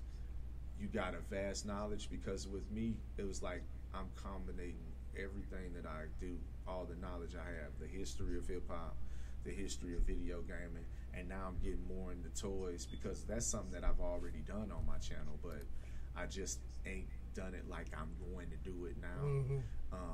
But reviewing them shoes, man, unboxing them shoes, reviewing them, people gonna love that. Because I watch content like that, and it ain't even the same thought process of, oh, if he doing it, I can do it. It's more so like, when I started really pumping and pushing shoes, the inboxes I get from motherfuckers I know. And people now get inbox like, bro, I like these shoes. What you think about them? If I buy them from here, should I buy them from here, man? What's a good place to do this? I'm getting it from random people on Twitter. Motherfuckers I do know, don't know. It's just a community of people. And then I just started taking random pictures of my shoes. So now it's getting to the point where I see somebody post, I'm like, I got that. I'm like, well, shit, I need to see let me see your on foot pictures for them. I ain't did no good ones yet, but I got you soon. I just got a profile spotlight from a page that's growing big. That people that love shoes, I'm like they 343rd follower that they did a profile spotlight. And that's another thing too, is like realizing as a content creator that the niche is you. And what I mean by that is the voice, the personality, everything. That the niche is you, but building a community with something. Yeah. Like the shoes. Like for me right now it's Tekken 8 because I know this is going to be a game that's going to be competitive. People going to play it for at least 5-6 years. It's something I can build with. And then it all goes back to this is what I love. Like Tekken is probably my favorite game of all time. So building the things that, for me, it's like a lot of things. So it's like all these things I'm trying to put together because they're all the things that I love. Oh, yeah. And more than anything with the monetization, all of this shit is like a lottery, man. Yeah. It's all like a lottery. See, I had the realization that the Mongolia, all them ain't gonna pay me. My own original content's always gonna pay me no matter what the views look like, right? But I'm at a place now, it's like, I'm just fucking throwing bait out I got multiple fishing rods just out in the take bait. Good, that's where you can. And then I could say, okay, this is where our focus was because, yeah, my Mongolian hip hop, I put my focus into that. And then I say, oh, well, I got all these reds where they're not going to do anything. They're not going to give me a copyright strike, but I can't get paid for it. Yep. I got to do stuff that's going to pay me. Yep. So now it's like, fuck, I want to do these toy reviews because next thing you know, I might be coming back talking about I work for some toy company or whatever. And it get to the point where, and it wasn't my focal point, but I've watched a lot of creators that I like where it's get to the point where people like how they convey stuff. So now they're getting shoes because I want you to do it. Like shout out to it's a big dude and he's actually from St. Louis, but he live in Alabama right now. His name is Sneaker Fetish. Okay. And I'm not sure how old he is with school he went to and everything, but I know he's from the Lou just from seeing him talking about it. And he is he's a shoe storyteller. Okay. And of course he's buying shoes, but he has companies that will send him shoes because they know him telling the story about the shoe, and especially if it's a collab or just the direction of why this shoe was made and the story that go behind the shit, we wouldn't know for the average person. Right. The shit you see in the description, but told in a vivid manner by somebody who's good at conveying that message. Right. It helps drive sales for certain shoes. Yeah. And I thought that was dope because I started watching. It'd be a 10-minute video, and I'm like, bro, I ain't finna watch this. Then you get to click on it, I'm like, okay, I like the shoe, but then he's telling you stuff about the shoes that you would have never thought about or never. Like it even more. So now, by the time you get to the end of the video, you like, well, shit, I need these motherfuckers. Like the story, the packaging, the story behind it is. I'm one of them people. Hearing like the collab I showed earlier, I can't wait to if he get his hands on a pair or they send him a pair for him to tell the story of how she came about to this because he does the research, talks to the people, and now he's able to portray that story on there. And I think that's another thing too with content creation is we are in an era where nostalgia is a very big seller. So if you can convey the message to the audience where it makes them feel that memory too, it's a big, and that's kind of the thing. And that's with not just the shoes, like anything, with these action figures, with all these things like trading cards, people want that feeling, that nostalgia, you know what I'm saying? No, I agree, bro. And I like listening to him, even though, once you get to a certain point on Twitter, either people fuck with you or they don't. He get a lot of gripe and pushback because he speak how he feel. Right. Whether that stops him from getting shoes from certain people, just bro, I'm always telling my truth. Right. And I fucks with his storytelling of shoes because of my love for hip-hop. And hip-hop was a storytelling thing. Yeah. Where you got them old school rhymes or just going up like Nas and them doing Nas Rewind. Yeah, he's telling a story backwards. One of the greatest. And just to know somebody can convey a message through portraying and telling a story of whatever said product is or whatever you do, I think that's dope. And it's a good way to reel people in. Yeah. And I know how to do that. Not saying that's the lane I want to do, but I know how to talk about shoes in a manner that the average consumer, the average person who's like, I like shoes, but I just don't want to be buying shit to be buying it like. Yeah. Well, let me click on this and listen to how he speak and how you do it, and I add humor to it. Mm-hmm. So it's like you said, personalizing your content to where you realize you the niche, you the product, but you within this community of people that's doing it. But this is why I like you. It's no different than fast food. You pick McDonald's because you like their fries better. Mm-hmm. Burger King sell fries too. They just not McDonald's fries. Yeah. So it's just based off what your preference is. What preference is. Yeah, it's all preference. Like, they kind of like going back to the voice and going back to the look and everything. It's just the preference, Facts. Yeah. So, where can our listeners and viewers find everything Oli Versus? Facebook, Oli Versus. Everywhere you can Twitch. You can Google me, just Oli Versus, OliVersus _ on YouTube is OLI_VERSUS. Twitch, the same thing. Pretty much, you can Google me. I'm gonna pop up though, for real. Y'all heard that. Shout out to our guest man, Oli Versus.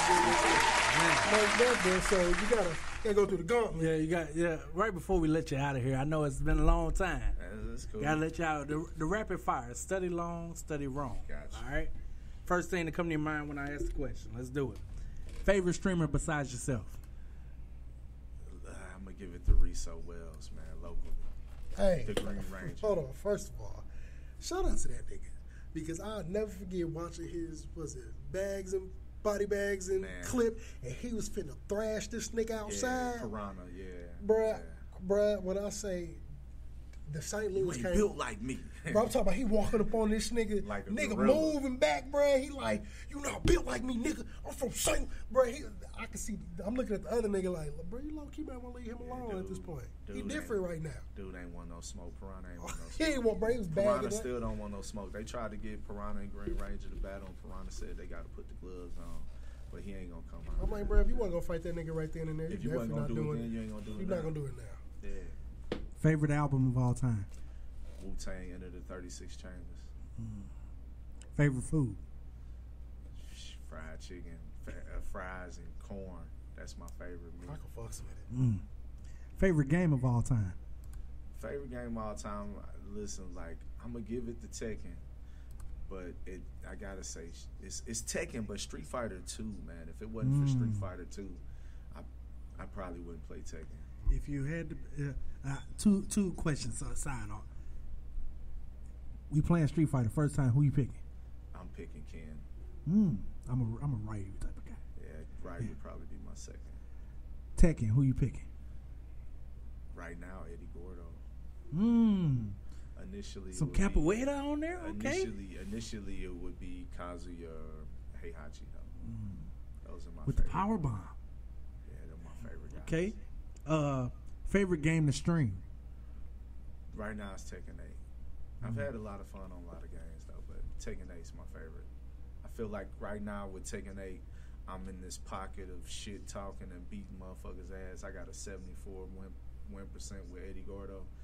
I got a homeboy in Chicago I would like to see you play. Man, he cold with that bitch. Just get him on there Friday night fights, man. 9:30 p.m. I would tell him, man. I'd love to see y'all play. Dream person to stream with? Man. Dream person to stream with. being real, like Castanet, if I'm being an opportunist, I'm Yeah. gonna be real. I mean, why not? Like, you know the eyes. I don't really watch streamers though, like for real. That's why Riso got my favorite streamer, and he ain't even been streaming. But I don't watch streamers because I don't feel like streamers are me. Like when you watch my stream, you get Oli. Like I'm gonna talk to you just like I'm gonna talk to you. You know what I'm saying? I ain't exaggerating how I act and none of that. You know what I'm saying? That's me. So. Most influential person in your life?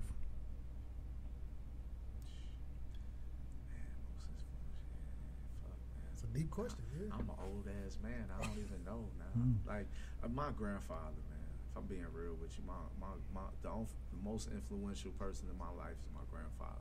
When I was a kid, I used to think my grandfather was He-Man, man. You know what I mean? My work ethic came from him. I did everything with my grandfather as a kid. I was in the country every weekend, stacking rocks, logs, swinging axes, you know, everything.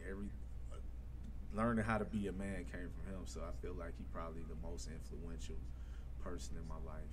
I don't feel like I've, that's it.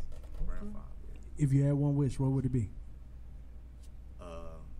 One wish to not have a worry in the motherfucking world. Man, I fucking heard that. Like, I feel like it should be everybody one just to be Sugar Grits, get ready, cause them claps coming. Just to be financially stable and, not have a worry, man. It ain't even about being rich no more. Yeah. It's just about... Yeah. Man, I want to be able to just buy shoes and make sure my girl happy, my kids happy. Yeah. I ain't got to fret over nothing. I can wake up. I be telling people I don't want to work, and they like, I don't work right now. I don't. You know what I'm saying? I haven't worked in 3 years now. I'm fortunate enough to be in a situation. It's hard, you know what I'm saying? But I tell people I don't want to work, and they look at me like I'm crazy, and they don't understand what I mean. Everything that I do is work. I don't want to work for nobody else. I get it, bro. As somebody that worked for himself at one point in time and only went back because I get free benefits, and it ain't this hard. And I'm still able to do what I want to do. Because as a building sub, me shooting videos and content, I ain't got no class. I go in there and edit. Yeah. Or if I do got a class and they got everything done, it's kids that like editing. They come sit around me and watch me edit. Yeah. So I get to still benefit from that. But the goal should never have to be like, especially if you got a lane. Nobody want to get up and go clock in for nobody. I like to being able to sleep till I want to, can still be effective. Get up, do what I need to do. I still wake up like I normally got somewhere to be, but I'm just on the computer now.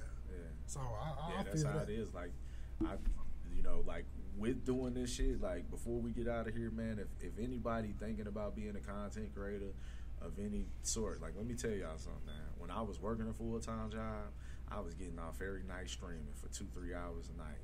Sometimes creating content, editing the thing. If I could go back, the thing that I would do different is I would have created more content earlier, but I wasn't in love with that. I was doing what I was doing for a purpose, and that was to get content, to get comfortable on the camera. Yep. You know what I'm saying? For me, I looked at a lot of content. I was thinking about creating the content, but that content was shit to me because I wasn't comfortable on the camera. Yep. Now you watch some of these taking clips, you're like, man, this nigga's a pro. I am not. But the way I'm beating people and talking shit and everything like that, I feel like it's a confidence. Yeah, it's a confidence that all goes along with it. And this consistency is key, but man, like the content and being consistent and having good content, realizing that you got the good content, man. That's a big piece of advice that I give people, man, because a long time it could take for you to really get what you're trying to get. And along that way, you could get discouraged, man. Like it's like I said, I was working 40 hours a week, coming home, streaming, creating content, editing videos, just trying, producing music, you know what I'm saying? And then when you get to a point where you can just actually say, oh, this is my job, you got to be a self-motivated individual because you used to people telling you what to do. Jobs love me because I get in there and I understand the system and then I do it. Mm-hmm. You don't have to tell me what to do. That's why my former job loved me. Because tell me what to do, I got it. I got it. You know what I'm saying? But I was already self-motivated. Once I quit my job, like you quit your job, start a business, all that. if you ain't gonna do the work, that part, you know. I feel you, man. So we gotta clap it up again. I'm sorry, Sugar Grits, did these loud ass claps waking the kids up. But we gotta clap it up again for Oli Versus, man. I appreciate you coming to kick it with us, man. Yes, another wonderful. This may have beat the record. Oh yeah, it of the longest eprepisode. Yeah, man. Listen, 3.5 hours. But when it's good convo, it just flows. Yeah, it just flow, man. Make sure y'all. The next 2 weeks we got some wonderful ladies coming in. Next week is gonna be a little different for us, man. Y'all, we got Cowgirl Teasy. Not only is she a cowgirl, she's a DJ. I know her through the skate world. Yeah. Okay. Shout out to Teasy. I know her as a skater myself. I know her as a DJ and a skater. I call it the Jack Keisha of all trades. Ain't no Jills. She Jack Keisha. Jack Keisha of all trades. Because it ain't nothing that nigga don't do. Yeah.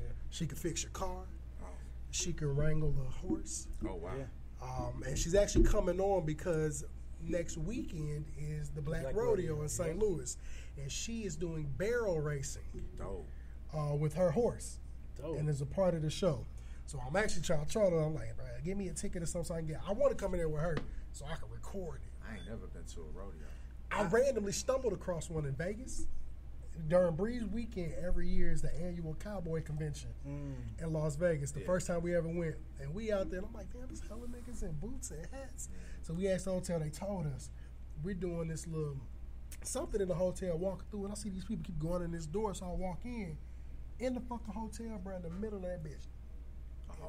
Whole rodeo set up in that bitch, bro. Like, and I go out there, I'm seeing the bull running through, and I'm like, that's fire. Yeah, don't wear red to that shit. Yeah, hell no. I just watched the video of a bull hopping over that bitch and cracking shit. Nah, the motherfucker had red on, right? Yeah. I seen it, like, it was a whole bunch of clips. Fuck that nigga it's up, like, bro. don't wear no red. And the bull was like, bull see red. Targeting them motherfuckers with red on. Yeah, bull see red and they lose. Yeah. Big white tee energy. I'm not getting hit by nothing. Hey, I know you said Teasy next week, but who the week after? Because you happened to mention. You got Miss, was it Tusi? She is a BBW adult entertainer. Yeah. Lord of mercy. So she actually has a BBW like strip event coming up. So she's gonna come on. She's been on here before. Those been popular. Some of the best storytelling I've ever heard in my life. Grade A storyteller. You need a motherfucker to record and just tell a story. She was telling a story about her ex-husband, rest his soul. But I want to get a T-shirt with that nigga picture on it. Cause that say R.I.P. Unc. Unc was the lesson. He was that nigga. Oh wow. Unc was the GOAT. That's what's up. So shout out to Unc, man. So y'all make sure y'all tap in this week, man. Like I said, as always, I'm one half of the tandem. I'm your boy NicoThaGreat. Man, it's the Past Master. And we do this wonderful thing called Postal Podcasting. I mean, the rain, sleet, or snow. We in this hoe. We gonna give you them news, some of them Jews, and find the rest of the motherfucking blues clues. Fuck you, Steve. That nigga Steve couldn't find, man. So, I want to see y'all next week, man. Thank y'all for rocking with us. Shout out to all 77 of y'all that stayed on, man. Big claps. I know you mad at us. Great for the clap. Give me a follow on Twitter. Follow y'all watching on Twitter. Go give me a follow. Oli Versus. Twitter folks. OLIVERSUS. Tap in, man. We talk about a lot of things on the stream. Fuck with hip-hop, toys, nerd shit, everything, man. Hood shit, all kind of shit. And I'll share and get y'all the link as well. If you look at the descriptions on YouTube, or you go to once we done, as soon as we push in, it's uploads to all these streaming sites as far as audio wise. Okay. So they're able to go to Apple Podcasts, Spotify, iHeart, all of that. Not only find the show and the previous episodes, but if they go through the description, they got your Twitch link, Facebook link, your Instagram link, your Twitter link. We try to provide it. Man, hit them links. We try to streamline it for the people. Right. Because that's the whole goal, man. Cross-branding each other. Facts. And you meet my people meet your people. All I need is one of your followers. You need one of my followers, and we growing. Right. So keep that going in. I'll tap in with y'all next week, and we about this thing. That's all